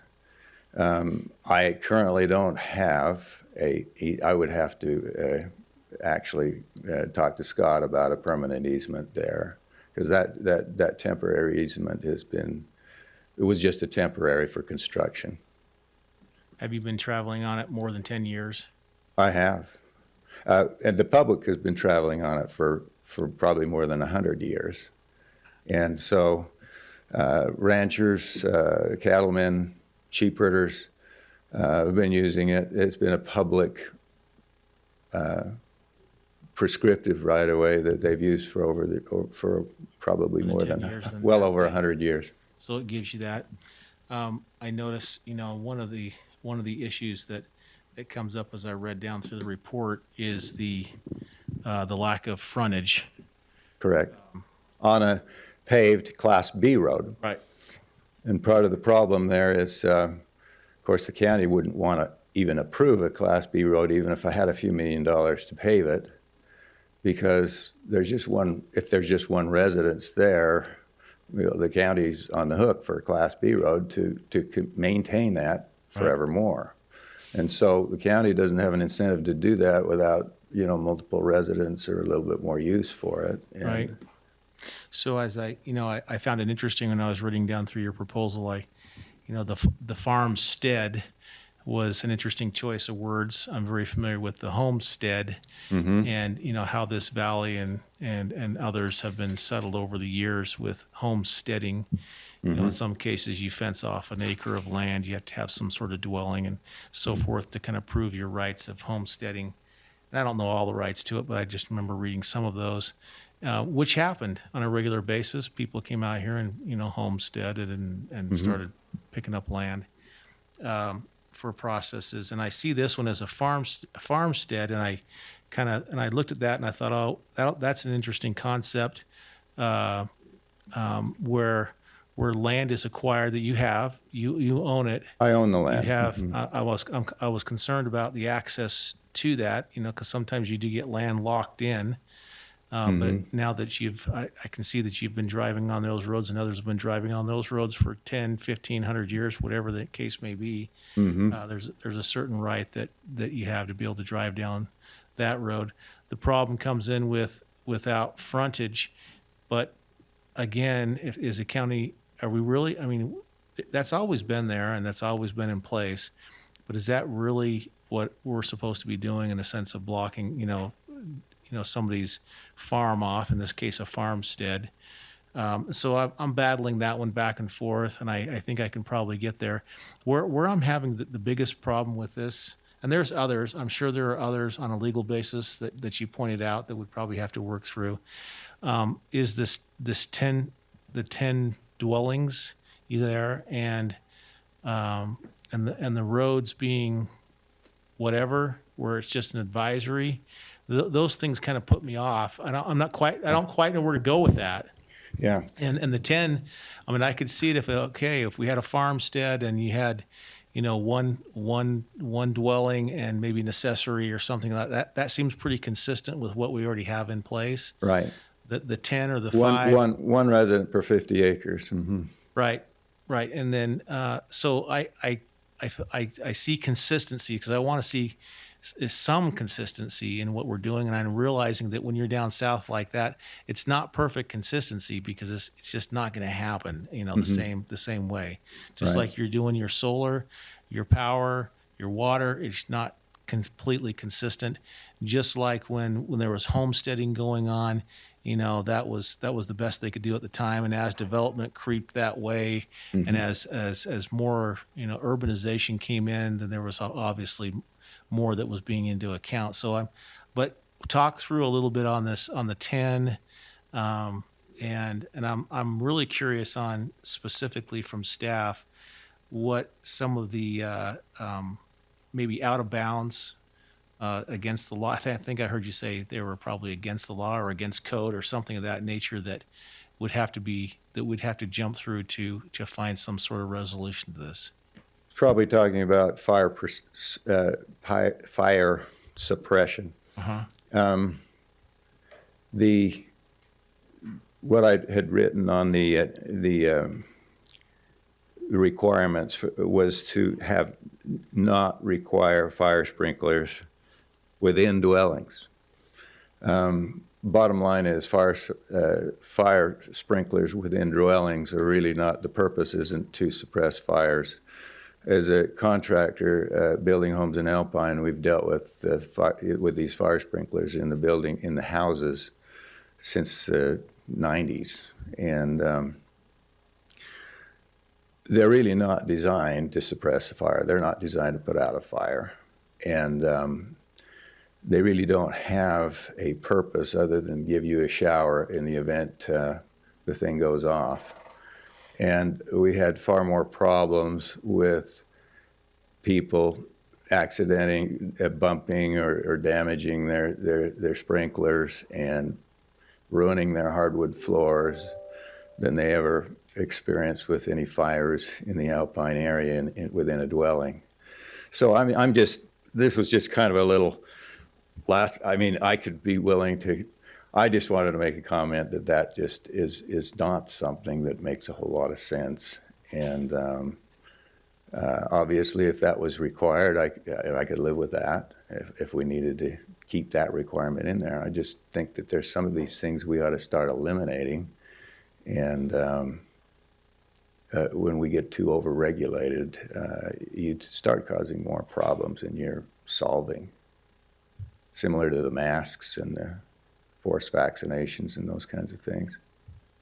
So, as far as the access, as far as roads within the farmstead estate, a person needs to be able to intelligently think that through before they decide to add dwellings to it. Like for my farmstead estate, I would think that since I'm really close to the land, I would have some pretty good ideas of how best to do that, as opposed to, going to a county board or whatever to talk about where to put some roads. The roads would be, in my view, would be minimized in the houses that I would put on mine. And 5 would be plenty, by the way. I could live with 5 instead of putting 10 into there. Although, what if a person wanted to put a few tiny homes there and cluster them on their property? I wouldn't see a problem with that if they wanted to live that way. We've got a housing problem in the state, clearly and obviously, and sooner or later it's going to have to be addressed. We got people living in RVs on the roads and wherever they can find a place to park them, and we got the homelessness problems. I think that we ought to allow a little more creativity in the way we address these problems. Let the public do that rather than having a few people in planning and zoning have to try to deal with how we're going to deal with all these problems. The water problems.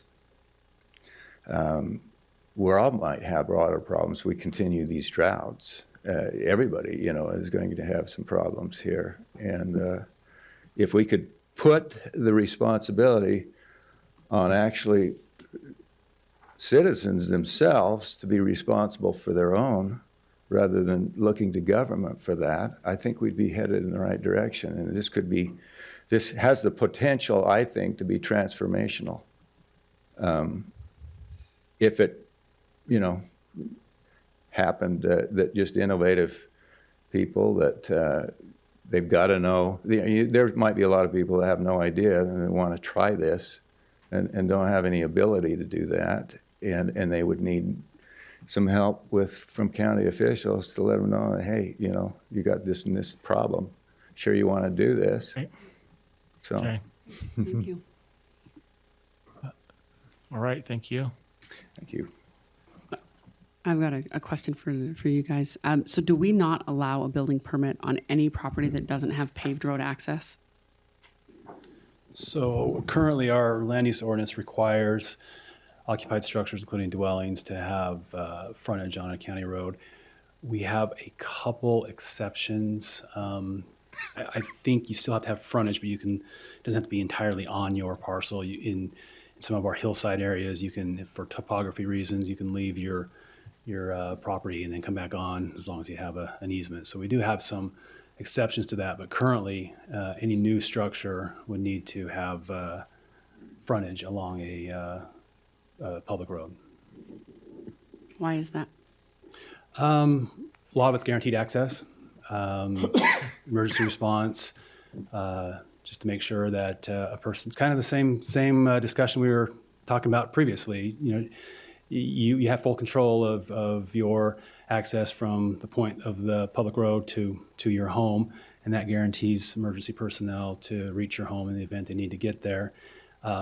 We've had situations where that has not been a requirement in the past, and it's been extremely problematic. We think everyone is going to get along and agree, and they don't. They come to our office and want us to solve the problem. I mean, that's really what happens. And they say, "Why'd you guys issue me a house if I got to rely on my neighbor to allow me to get to my house?" And so it's been a challenge. What about other counties? What do other counties in the state do? I think most of them are quite similar. I don't think we've looked at it completely, but that's something we can look into. In most of these situations, whether it be well access or water approval, it seems to be pretty similar by counties to make sure that they have those accesses. But we haven't looked entirely at that.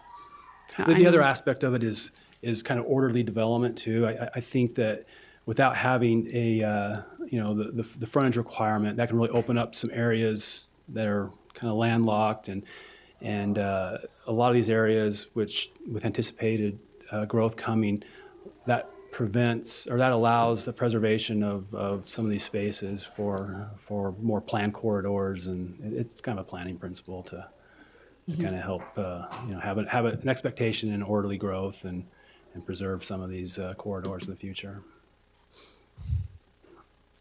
Let me just add one, Rob Moore, County Attorney's Office, one example of the issue of not having a paved access or on a county road, frontage on a county road. Mr. Ridd is actually involved in a lawsuit with his neighbor, Mr. Carlson, related to Mr. Ridd installing a gate on that road, and Mr. Carlson's son also installing a gate on that road at different locations. And so there's a dispute between the neighbors in 4th District Court currently pending right now about access to the properties. And so that tends to happen when you have an access issue that's not resolved. The neighbor, Mr. Carlson, through his attorney, is arguing the 10 years of use statute, and that's a dispute in that case currently. So those kind of things are problematic. Obviously, having frontage on a paved county road limits the challenge to access issues because it's a county road, paved county road. Sorry, I'm going to add one more. We do currently have an exception to the paved requirement.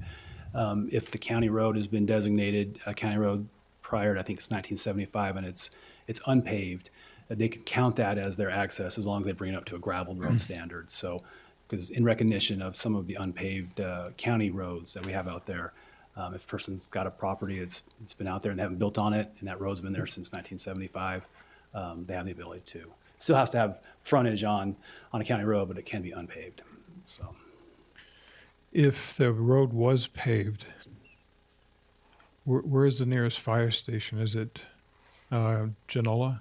For Mr. Ridd's property, Goshen. Goshen? Yeah, Goshen. It's probably a volunteer situation, but yeah. Now he wouldn't have to just pave it. He would have to actually dedicate it to the county, and the county have to accept it as a county road because his property is a mile plus away from Tunnel Road, 2 miles from Tunnel Road, and so he would have to build a county road to at least his property line and create that frontage. The county would need to accept that as a county Because road. in my mind, I'm thinking that even with clearly defined property boundaries, rights, access, there's still disputes of all sorts.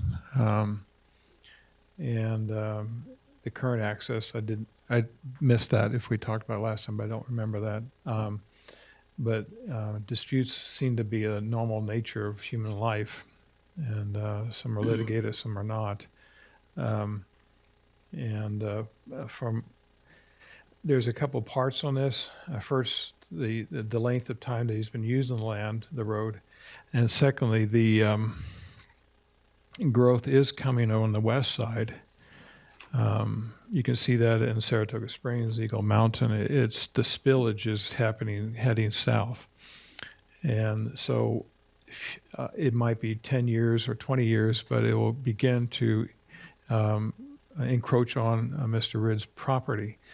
And at some point down that road, there will be a discussion, do we dissolve that property and allow it to be developed into a brand new town? That's to be seen down the road. That's something we won't see in our lifetimes.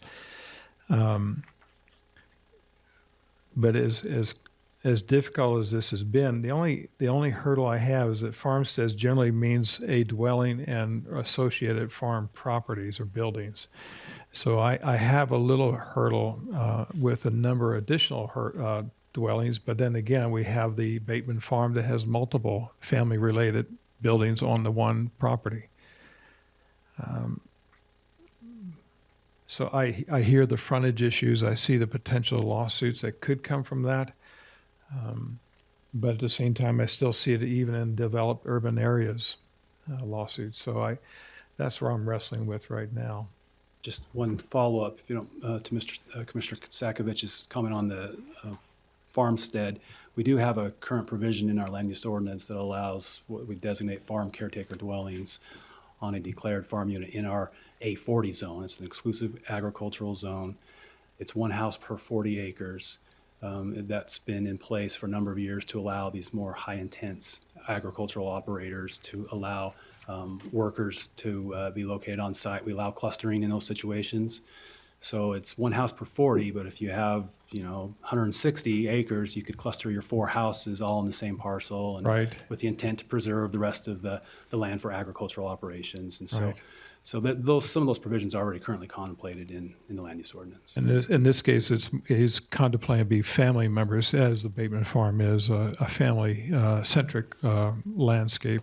Yeah, and the current ordinance isn't necessarily related or limited to family. It can just be anyone who desires to work on the farm for that purpose. Yeah, and in those situations, the farm unit still has to have frontage on a county road. So, but you can do the clustering and have multiple dwellings on a parcel, and we've had that in our ordinance for a number of years. The challenge with that is when the farm dissolves, or if they don't have need for the number of houses or workers, then all of a sudden you have these houses and people are like, oh, great, I want to carve off my own property with my house, and they're not designed to meet the current underlying land use regulations for 5 acres per lot. And so they just record a deed, and then we've got an unapproved division situation. So that's kind of problematic when you cluster a bunch of houses on a single fee ownership parcel. Also, just to be clear, the Rocky Mountain Power easement that was granted is not a access easement for property owners to use. It's just a utility easement for the Rocky Mountain Power to use. It's not something that he can cross. It's Rocky Mountain's Power's access, not every other property owner can use that to access their property. So just to be clear, that easement that is recorded for that property, it's not a public access utility or easement. Mr. Ridd, do you have any issues with the Rocky Mountain Power to use their easement? I have the road is being used by everyone. And Rocky Mountain Power just wants to make sure that they have access to it. So they have a right to have access to it. And we don't have a right, according to the language in the easement, to be able to even block it. And that's what we agreed to by granting them this easement, we property owners, that we would never block the traffic on it. So public uses it. It's a public, whether you want to, it's not a Class B road, obviously. It's a dirt road, and it's a Class D road, which is still something that is of interest in state code. State code calls it Class D road, which the public has prescriptive rights to use. And if they've been using it for this many years, which they have. And so it is a road. It is a road that's illegal. It's not a deeded road, though. It could possibly be, if Rocky Mountain Power decided to take their power line down, which I think is pretty slim, then, there would be no need for the easement any longer and no need for the right-of-way. But the right-of-way is there, the public is using it. In terms of what Mr. Moore was talking about, as far as the possible disputes with landowners, the one currently that he was talking about that's before a court, that landowner has full access to his property. He was just hoping to be able to use an upper road as well. So it's not like his access has been blocked off by any means. So access is there through that permanent easement. And I think that if somebody wanted to establish a permanent easement, somebody wanted to establish a farmstead estate, they would be required to have a permanent easement at least. And the county wouldn't be required to maintain anything. The legal rights would be there. Everybody, all the landowners in there have a right, a prescriptive right, or a right of necessity to be able to access their property. They can enforce those in a court if they want to do that, if they need to do that.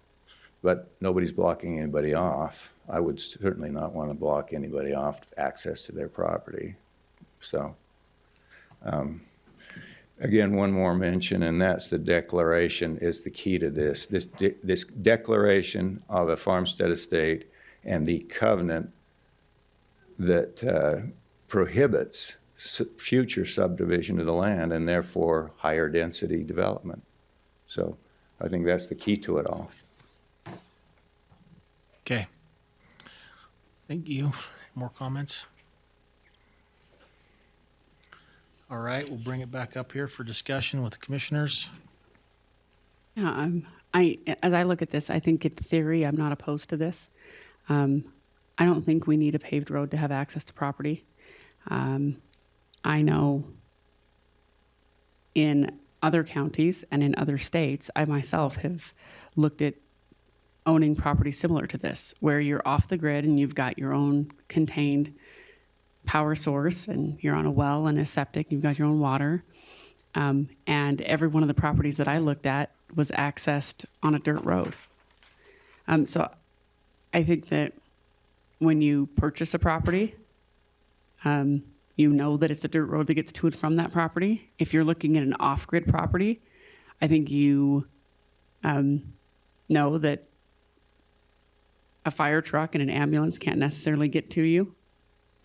I don't think that it's right for us to restrict people from living how they want to live just because that's not how we want to live, or just because we think that they might have a problem with it in the future.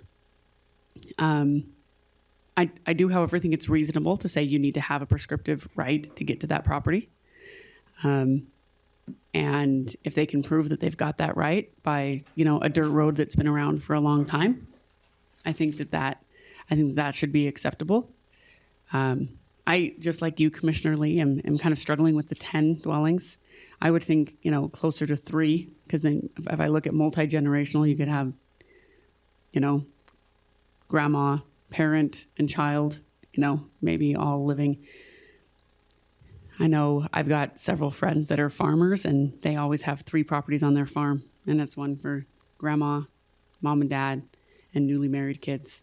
So I think that's fairly common in the farming world to have 3 houses on the property. But yeah, I think 10 might be a little bit much for me. I don't mind doing a 2 to 3. I don't have a problem with it being a dirt road. I think that's kind of weird that we require people to live the city lifestyle just because we think that they need access to services. If people want to live in a world where they can't vacuum during the nighttime, they only vacuum during the day when the sun is out because they're off grid, I think that they should be allowed to do that, particularly on their own property, within reason, right? So I'm not necessarily opposed to this, but I think it maybe needs a little bit of work. Yep, Commissioner. This takes into account all lands that are within county, so what we do here would affect all the locations in the county. Well, mining and grazing. I think it's proposed to be in the mining and grazing zone. So it'd be Yeah, limited, but that's M&G ones. it's a pretty wide area, sure. Okay.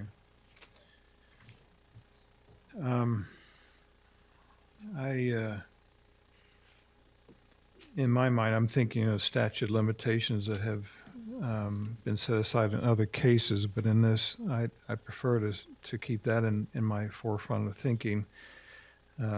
If he's been there 10, possibly 12 years during our discussions, then that ended sometime between 2016 and 2018. And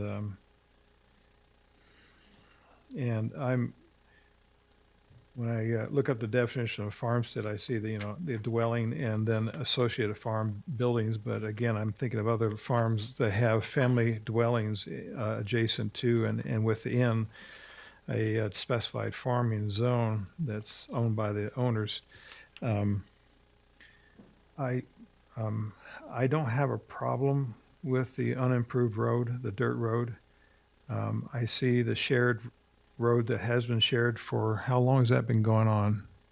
Do you have any history on that? No, I think Mr. Red would have to share that, but his property has been utilized, for whatever he said, number of years, and so he'd have to kind of share that information. It's important to point out that the homes built out there obviously were built without the permitting process. And Right. So, Yeah. And I take the statute of limitations in mind with those as well. So, yeah. Because as mentioned before, homesteading was, it was in some cases a free-for-all 150 years ago. You planted your stakes and that's where you settled. I'm inclined to make a motion to approve this. It's just the number of dwellings. I'm not sure how the answer, should it be 3? Should it be 5? Should it be 10? Yeah, so you're not making a motion, right? I'm not making a Okay, motion. I'm okay, asking good. a question. What is the right area and how do we address it if we have to continue that piece of it and then pass it without that answered for now? I personally think that there's a little more work that needs to be done. I think as you mentioned, I too think that we can get there. I think some of the roads and the prescriptive rights that are already seem to be established. I can get past that. I do recognize, and I actually disagree with the sprinkler analysis that you have with it, but so be it. I think that there's some things that we need to look at. I would like to see us continue this and continue it to look into a little bit more. And for consistency basis, I'm not, when we're talking about 10 or 3 or 2 or whatever the case is, I would like us to be consistent with some of the other areas that we have in place. I think that would otherwise we should be looking at all of these areas. And maybe we should be looking at all these areas. I'm not saying that we shouldn't, but we've done some work in the past to allow for accessory dwelling on property, which I think was a great step in the right direction. And it sounds like with farming, we've got like one dwelling per 40 acres. I mean, there's already some consistent things that You we got need to look 100 at. acres out there. I mean, those things I think we need to look at, kind Like of 2 tighten homes up. and a tiny home, because it's Yeah. like 2.5. And the farmers will decide what they actually need depending on what they're doing with the land. Yeah, the thought of having the planning commission as an advisory board, I just can't really go there with that one. With the road just kind of being open and whatever goes on out there. I mean, you can do that on your property anyway if you wanted to just drive around and make an 8-track or whatever. But in the sense of having dwellings around there, that causes. I mean, there is some. I think the reason why government is in places is to help to make sure that it's not the first guy, it's the second guy, right? It's the second person who buys this property. And the reason why we have a code and the standard for building is that, and I call it a C grade. The reason why we have code, you've been in that industry, and it's it's not the top of the line, but it's so that the person coming next can say, you know, underneath this sheetrock, we probably have, it's probably been nailed a certain way, and that we do have bearing walls, and we know it's tied to a foundation. We also recognize a few things too, and that is that after 1975 or so, you take risks with homes. That are they strapped to the foundation? We don't know, but I mean, those are some of the things that you need to know as you're purchasing. And so I think for us as government, it's important for us to, to recognize that we're not necessarily protecting the first buyer, but we are trying to find ways for the second buyer, third and fourth down the road, to make sure that it's consistent. And so I would be in favor of continuing this for more, and maybe we can think of ideas to direct staff as they're looking, because otherwise they're going to go, okay, now what? Well, I'd love to see what other counties have, maybe other counties in Utah or other counties in other states. Like I said, I've looked at properties in Idaho, Montana, and Wyoming that were basically kind of like a farmstead that you're describing. And so there's going to be something out there that we can look at to maybe guide us. Yeah. Yeah, I'm sure there are. Because when I think of 10 homes, I'm thinking, that we're beginning to build a town. And that's the other thought that comes up. Of course, there's another place across the lake that's similar to this already. So that's the only thing I'm curious about. Can we approve this without that piece in it? Can we I don't know, continue because that piece? I don't for know how we another do that. I don't know how we approve it without having, what are we approving?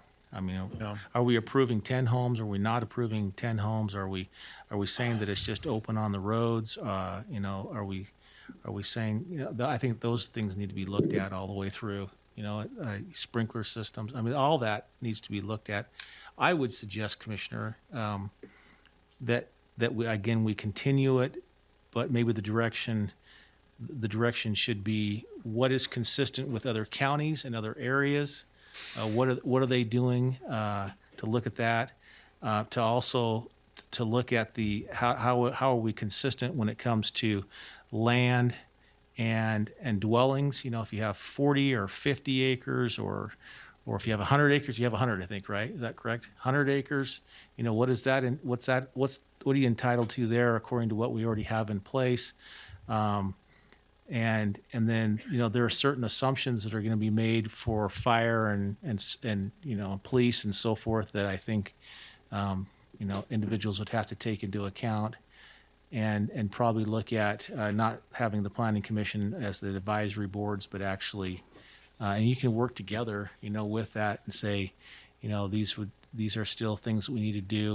We want to make sure that our we have our septic systems in place, that our watering systems work. There's permits, that protects the next person who purchases, or son or daughter or whoever lives out there. I think that's kind of the direction that I'd like to see staff and Kevin to go. How much time would be needed to do that?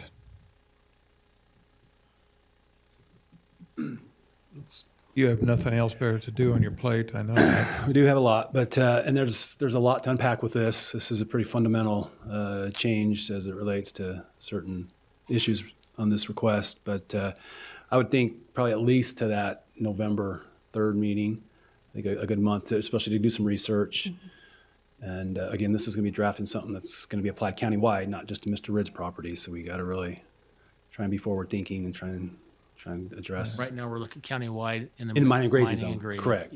Yeah. Which is most of the western part of the county, and there's a little bits of mining and grazing in each of our canyons too. So There is, yeah. Yeah. So So, yeah, I November would 3rd, that probably- gives you, what, 4 weeks? yeah, probably at least the Is month that enough forward. time? Yeah, I think we could put something together. At least maybe put a So work November- session item together. or Sure, yeah, something that by might be the best minimum. approach, is to come back as a work session. Does that work? Does that work for you? Surely. I'd love to see it continued. And like I say, I'm very flexible on some of these things. I just put them in there to reflecting my own judgment of it all. As far as your comments, as far as building codes go, I'm 100% in agreement that a residence needs to be built so that people can trust that it's okay. And that isn't part of wasn't part of my proposal, just to totally eliminate building codes. Right. The main part of the proposal is just to allow a greater liberty for a rural type development in the county, as opposed to address the frontage issue. To me, my understanding of the reason you have frontage, a reason that is written into the land use ordinance, is to give our government the authority, our planning and zoning, the authority to require developers, traditional type developers, to make up a plan and a proposal that the county can approve of that has frontage, so that all the lots do have access in a traditional type development. And so that's the reason that rule needs to be there. My property has frontage on the right-of-way, so on the easement. So it meets it for the right-of-way, but not for the paved road requirement. So I'd be happy to see it continued. I think it could be. I think the biggest challenge for planning and zoning is the road issue in the future, depending on if people decided, if there was a lot of people that decided they wanted to do this, and it started to become something that the public is starting to want to do. I think in the future, obviously, the county needs to plan for the arterial roads. And part of that just goes along naturally with the power line easements and so forth that are in existence and the existing roads that are there. But it does open things up for a little, like you say, for a little more possible disputes. But the road issue is something that government does best. And if we had individual control and or responsibility and accountability to their own power and their own water and everything else, there'd be little for the county to have to worry about, I would think.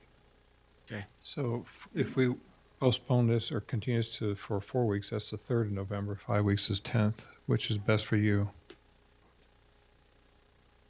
Either of those work. Okay, so November, continue this, so make a motion, we continue this until November 3rd, I'll second that 2021. motion. Yeah, I got a motion and a second to continue Item 16. item number 16 till November 3rd. All in favor, say aye. Aye. Aye. That passes 3-0. Okay. Number 17. Approve and authorize the commission chair to sign petition to remove land from an agricultural protection area. I can't remember who wanted this one held. Was anybody? I read this, but I don't know if Oh, I you did? picked it up Okay. all up, so I asked that we talk this through so I understand it. Okay. What's being proposed? So, ag protection was established in about 1994, I believe, with the Utah State Legislature, which affords landowners the ability to have an extra layer of protection when their land is put into agricultural protection. This particular area was created in 1999, the Money Ag Protection Area. It's over 13,000 acres. It was a very large one that went in. So now as land is being annexed in the cities and being sold to different owners, landowners are wanting to have it removed from agricultural protection. This particular area is being looked at annexation into Spanish Fork City. I believe one of the property owners is here, and they could probably tell you for sure, but I believe Spanish Fork City now, when things are going to be developed, they want them removed from the ag protection. And we can have Jared come up and just make sure that I'm stating this correctly. It's an action that needs to be done by state statute. It's simple. They just have to fill out a petition, and basically the code states that the applicable legislative body shall grant it. Okay. So it's pretty kind of cut and dried, but Okay. I can answer any other questions, or I believe property owners here, if you want to ask him some questions, or. I just want to make sure that I understood the location. It was Spanish Fork. I could see that on the index, but I was just curious about the little bit on the history of that. But I think I've got it now. Yeah, I mean, I find it interesting that it comes before us when in the legislation it says shall. correct. It's But interesting. but nevertheless, we're doing it, and we shall. Just trying to follow So, through with the Do requirements. you have any comments that you'd like to make?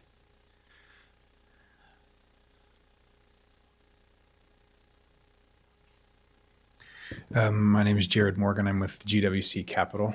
I'm a subsidiary of the Clyde Companies. And this is the first of a number of annexations we'll be performing into Spanish Fork City. And so this is going to, the only comment I have is this will continue to come up as we expand our industrial park footprint in the area. So I appreciate your ability to grant it. Okay. I mean, it's an easy one for me in the Yeah, sense that I'll make a motion. We approve agenda item number 17 then. I'll second that motion. the motion is second to approve and authorize as stated in number 17. All in favor, say aye. Aye. Aye. That passes 3-0. Number 20 is to approve and adopt a resolution to appoint to the Goshen Valley Local District Board of Trustees.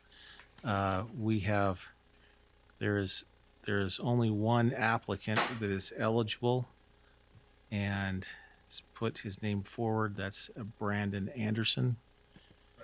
And I believe that's unless there's some concern about that name. I mean, I guess there's always an option to not do that, but the option, this individual is the only applicant that's eligible.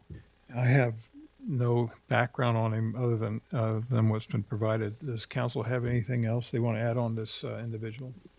No, this is a name that the property owner has supported this individual, so that's how this individual qualifies as a representative of a property owner in the area. Right. I've got no problem. Okay, a motion then with the inserting of Brandon Anderson's name would be appropriate. Yeah. So on item number 20, I move that we approve and adopt a resolution of the appointment of Brandon Anderson to the Goshen Valley Local District Board of Trustees. And I will second that motion. Get a motion and a second. Just for clarification, that term would expire January 1 of 2025. Thank you. So Okay, it's got and 3 full years. I don't think Three that and a needs half to be in the years. motion, but, so we've got a motion and a second to approve and adopt that resolution with Brandon Anderson's name as the trustee, the board of the local Valley Local Districts Board of Trustees. All in favor, say aye. Aye. Aye. That passes 3-0. Okay. Okay, number 22 is to approve and authorize the commission signature on the notice of termination of the Utah County agreement as expressed in number 22. I asked that this one be held. I'm wondering if we can continue that. I was hoping to see if we could get a work session to have them come and do a presentation. I'm not sold on it either way. I think one of the things that I keep in mind is that we don't have a PIO for our county currently. We no longer contract with Qualtrics. We don't really have a good way to interact with the public. And since we're not paying anything for it, I'm wondering if we could just get a presentation and then learn a little bit more from them and see if the things that we don't like about the current agreement, if we could modify that, or if it's just maybe not going to work for us. I'm open to either way, but I'm wondering if we can get a presentation before we decide to terminate that agreement. Okay. I would recommend that we table this item. Okay. For closed session? Yeah, and then maybe have a closed session and on this. We've had closed sessions on this item, some discussion already. And so I've got some information I'd like to share, but I think in talking with our council on it is appropriate in a closed session to have that discussion. Yeah, I'm fine with that. So Make a motion that we table this then. and I'll second that. Got a motion and a second to table item number 22. All in favor, say aye. Aye. That passes 3-0. And Just closed sessions. that's it. Thank you. Oh, wait, Work session. we're not done yet. Work session. I was moving to Oh, close. the work session. Okay, we do have a work session. The work session is to discuss adopting an ordinance authorizing Utah County residents to utilize the urban farming provision. Good afternoon, Commissioners. Ben Stanley, the Utah County Attorney's Office. I can speak to this item a little bit. If we could open up the document first that just says ordinance there. Just to give you a little bit of background and history on urban farming, this matter was continued from 2 weeks ago, but it was discussed actually by the Commission back in early March. This year, the legislature made a change to the urban farming, allowing access to a greater number of, greater number of classes of counties to take advantage of the urban farming ordinance. And so I'll give you a little bit of background about what urban farming is. Back in March, though, I drafted up an ordinance proposal for the commissioners to look at.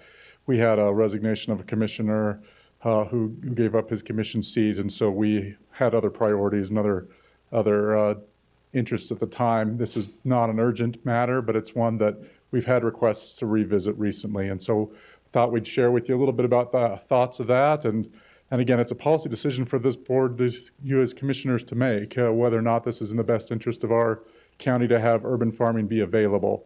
So can I scroll through all three documents with this clicker? What I'd like to do is actually open, there's two other documents you have. If we could open this urban farming on that one second, and then we'll get to that one last. That'd be great. So this diagram you see here, and this is in the packet of information you have, is a table built by the Utah State Tax Commission that shows a comparison chart of how the Farmland Assessment Act is different from the Urban Farming Assessment Act.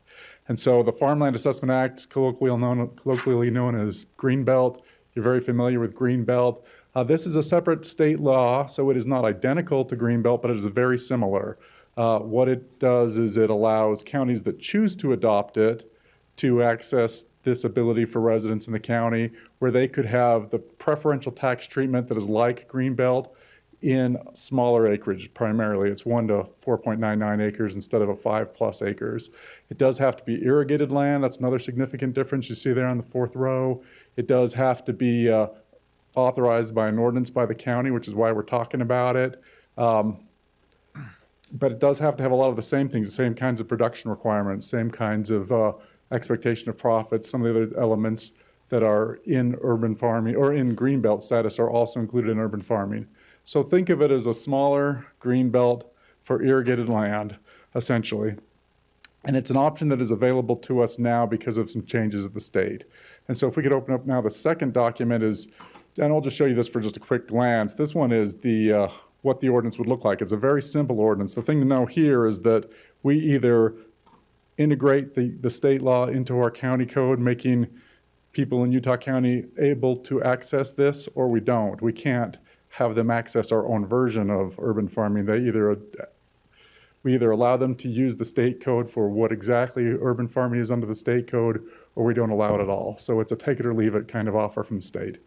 That's what the ordinance would look like. Very simple ordinance that basically just says if we choose to, we adopt it and we make it available. And now let's look at that last document. And this is the one I wanted to spend just a couple of minutes on in the interest of time, but to give you some things to think about. We did some brainstorming in the civil division a little bit about what are some of the things that could be important to consider as you think about this idea. Again, we don't have a preference or a position on this other than it's a policy decision to consider. But do recognize, number one there, that it is potentially reduced revenue. We're talking about more work and getting less money. And so keep that in mind, that there will be preferential treatment, and every time you have preferential treatment for some, you shift that tax burden to other people. You'll have an increased workloads, point number 2 there. There's additional work in the applications, there's additional work in management, there's additional work in the appeals that come when people are withdrawn from this urban farming in theory. We have a point there about what other counties are doing. That's kind of interesting. I did a little bit of research, talked to Salt Lake County. They started it. They have 4 urban farms in Salt Lake County. they tell me, and they're not going to do it in 2022. They've decided that it's too much work for the amount of urban farms that they maintain, that there are complaints that come and other concerns. They've decided that it's more hassle than it's worth. And so for what it's worth, we don't certainly have to follow any other county, but to be aware of what other counties are doing is probably worth thinking about. Weber County has one. Davis County has never implemented it. I got a few other calls. I don't think many other counties. I think Washington County may do it, but I wasn't able to get in touch with their assessor. But we've talked to a few counties. It's worth talking to them, especially maybe worth talking if you want to do some independent research to Salt Lake, because they have been on it and they're getting off of it. And can I ask you a question on that? Sure. How long has Weber been doing it? I believe they just started it this year. They started this year? Okay. That's my Since the understanding. bill was passed then? Right. That's my understanding, is that they just began it. They've got one so far. And yeah, Davis. I'm bouncing the idea of what other counties are doing. We don't have a really long back history for it. That's true. And so Weber County has one. And then I go up to your number one with potential reduced revenue or increased workload, on applications management and appeals. And if they have one, Right. that seems, it's interesting on an individual basis. I understand that it's more of a workload because you're talking 1 year every year. And so I get that, but in this case, we're looking at one, or four, that they've done. So anyway, I'm Yeah. just trying to balance that a little bit. It's definitely something to think about, and something we haven't undertaken a deep study to figure out what might we expect to see in Utah County. That's something maybe this commission might want to look into, but I there know are of one yeah that wants it. that there have been a couple of requests that we've heard of, so I know that there is interest, but yeah, it may be very limited at this time.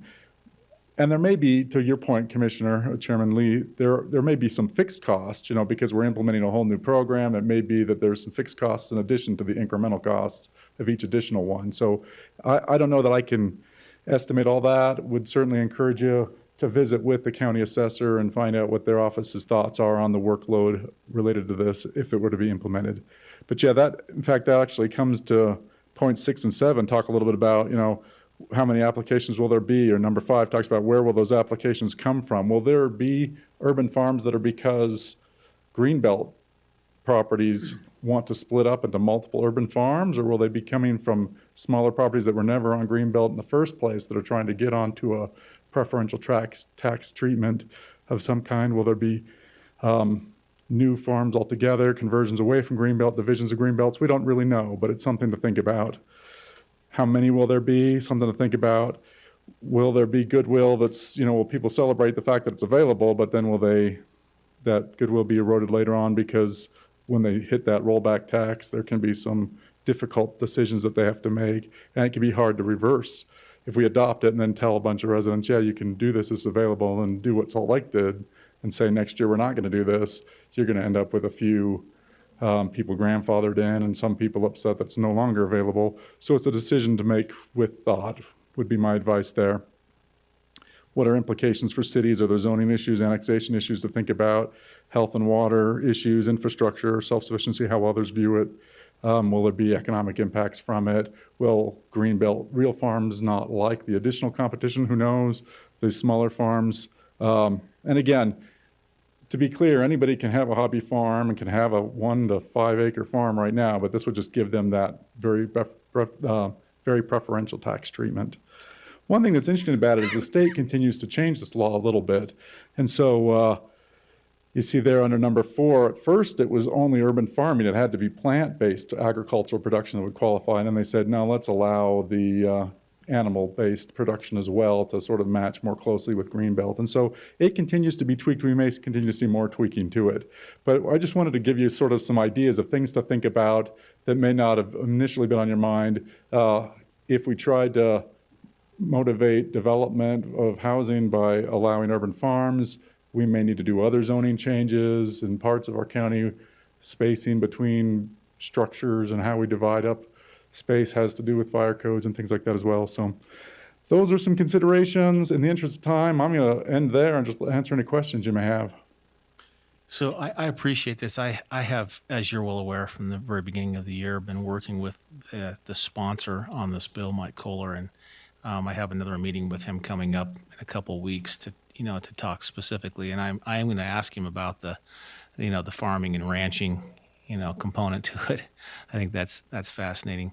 I have, like I mentioned, I have heard of one individual which has a pretty intensive farming operation, small farming operation going on now, and it will be interesting to kind of work down through it. I worry on the rollback basis, for some of this because they're looking at to offset, and get that greenbelt status, but they live right in the middle of all this, the urban area, and I haven't talked. I have talked with that one owner, but I wonder if they've thought this all the way through too on how that affects their children if they pass away and then they got this farm and maybe they don't want to do it, but they still tied because it's a lien on your property, Right. for rollback, and so that would be something that they'd have to pay out of the estate or anything of that nature to take care of. And if it rolls back, we're checking it every year instead of every 5 years now. I can't remember what it is, but anyway, it's and then yet we're still going to roll back 5 years. So I don't want. I'm going to talk with the sponsor about it too.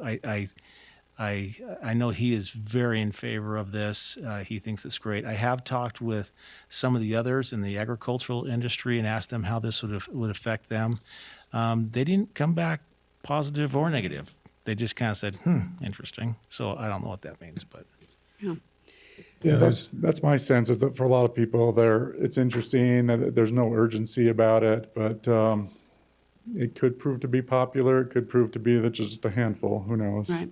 Yeah, and to make a distinction is farming is USDA has said is something that produces for commercial sale $1,000 or more each year. It also comprehends when they have droughts, there's less that may be sold and it may fluctuate, but that's the bottom line of what a farm is. Otherwise, it's just homesteading. But when we talk about urban farming, it's small acreage, 1, 2, 3, 4, 5, Right. but with the same pursuit in mind.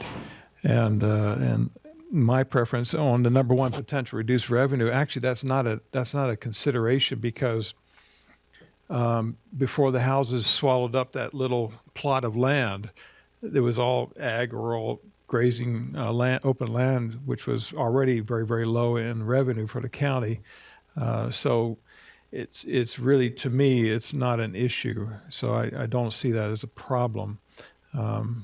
Supporting the interest of what someone has an aspiration to build something, whether it's a garage, car repair shop, or restaurant or something like that. This fits the same concept. It's an independent owned property for a commercial outcome.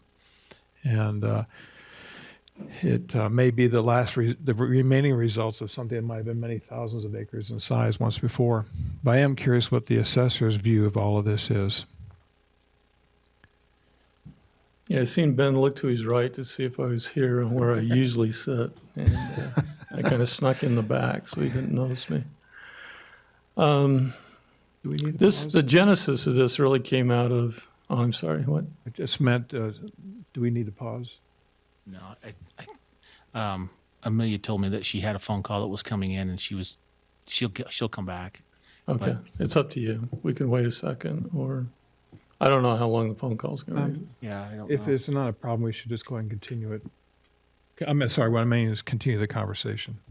Yeah, I think she'd be fine with that. There's a big difference between those Yes, two things. you that's just why I said. had to stop myself. Otherwise, the lawyer will jump all over me on it. The genesis of this was Salt Lake County farmers markets, and so they wanted to give someone the ability to, in the farmer market industry, to not have to have the 5 acres.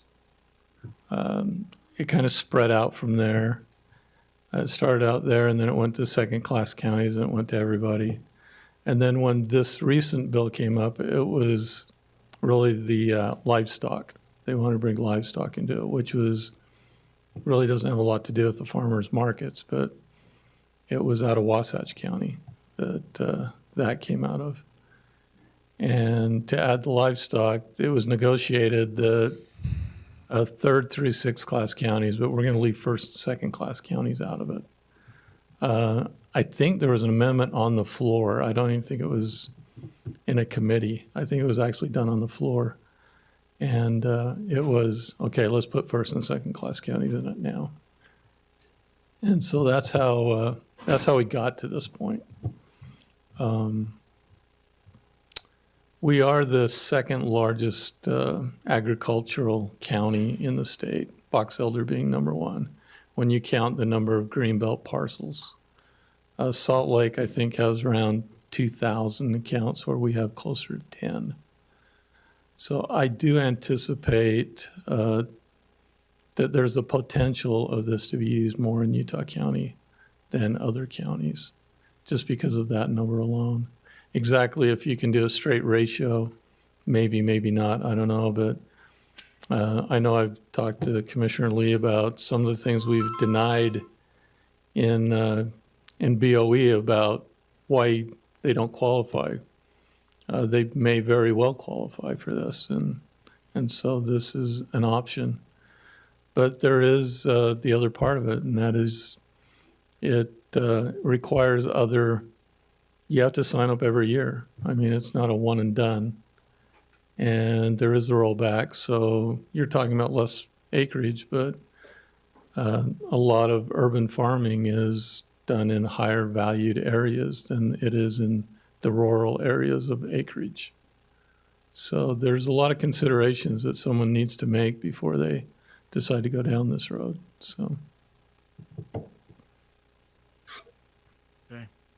I'd like to see a bubble put over urban farming so it's held at the ag level of taxes and left alone, even if skyscrapers were to crop up around it. Yeah, you'd like to put a bubble over a lot of legislation, but it doesn't happen. But we can try at least. Yeah. Okay. Any other comments to it? So I'm a fan of this. Obviously, I tend to lean towards farming. On top of that, I think it's important for us to have local food sources. I think that is becoming more and more critical. We have thousands of shipping containers off the coast in California that have a lot of food in them that can't get unloaded right now. And a lot of that food comes here. I think 30 years ago, 40 years ago, this county was probably had the ability to become fairly self-sufficient with food supply. We're nowhere near that now. And I don't think that a lot of people will use this. I know that the Crandalls will in Orem. They've got 3 acres that they actively work in Orem. I have a neighbor that I get eggs from, and they have over an acre, and they actively work that acre and sell food from it. I mean, they have at least $1,000 worth of agricultural production. I know that, that there's drive up and down Canyon Road here in Provo, and there's little fruit stands, and many of those properties aren't 5 acres, but they are actively working fruit stands. So I think there may be a little bit more, but I don't think the potential revenue is going to be huge. The revenue loss will be huge because I don't think a lot of people will do it. Like you said, 1, 4, maybe 10. I don't see a huge impact there. But if we can encourage people to increase their food production locally, I think that that's a benefit to the community as a whole, not only today, but in the future. So I think some of these questions that you asked are great questions, and we should look at them. Some of them I don't know if they really impact it much. You talk about zoning in a city. Well, if the city doesn't allow animals, it wouldn't matter. They can't have animals, right? So they're still going to be beholden to the zoning laws in those areas. If they live in an R5 zone, just because we pass this doesn't mean that they can cut their property in half and have 2.5 acres, right? They're still going to be beholden to those. And I think that we should look at it. I think it's worth trying and seeing, and if is an unmitigated disaster, then maybe we go the way of Salt Lake County. But I would like to give it a try. I would like to try to preserve local food sources, and I would like to encourage people to work the land. I do know that there are some people that are interested in this, but maybe they just physically can't handle doing a 5-acre hobby farm. I sold my farm because we could not handle 5 acres anymore. Our lifestyle had changed significantly, and 5 acres was too much, but 2 to 3 acres would have been fine. Would have still had to sell the farm because it was in county land and 5-acre minimum, right? But maybe I would have looked for a different size property. I think it's a good option for people, but I do think that we should watch it closely to see, is it something that is too burdensome to regulate? Do we have a lot of people applying, et cetera? Yep. Yeah. Very well said. Okay. Any other thoughts to it? Nope. Okay. We will then make it open for general public comment. Thank you, Ben, for that work. Thank you. Seeing none, we'll go into our closed meetings. Thank you. Thank you.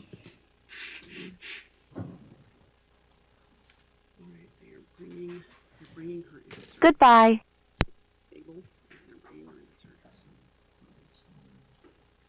So it'll be about an hour and a half to 2 hours. Yeah. So 6:30 to 7 o'clock. Well, let's get this over with.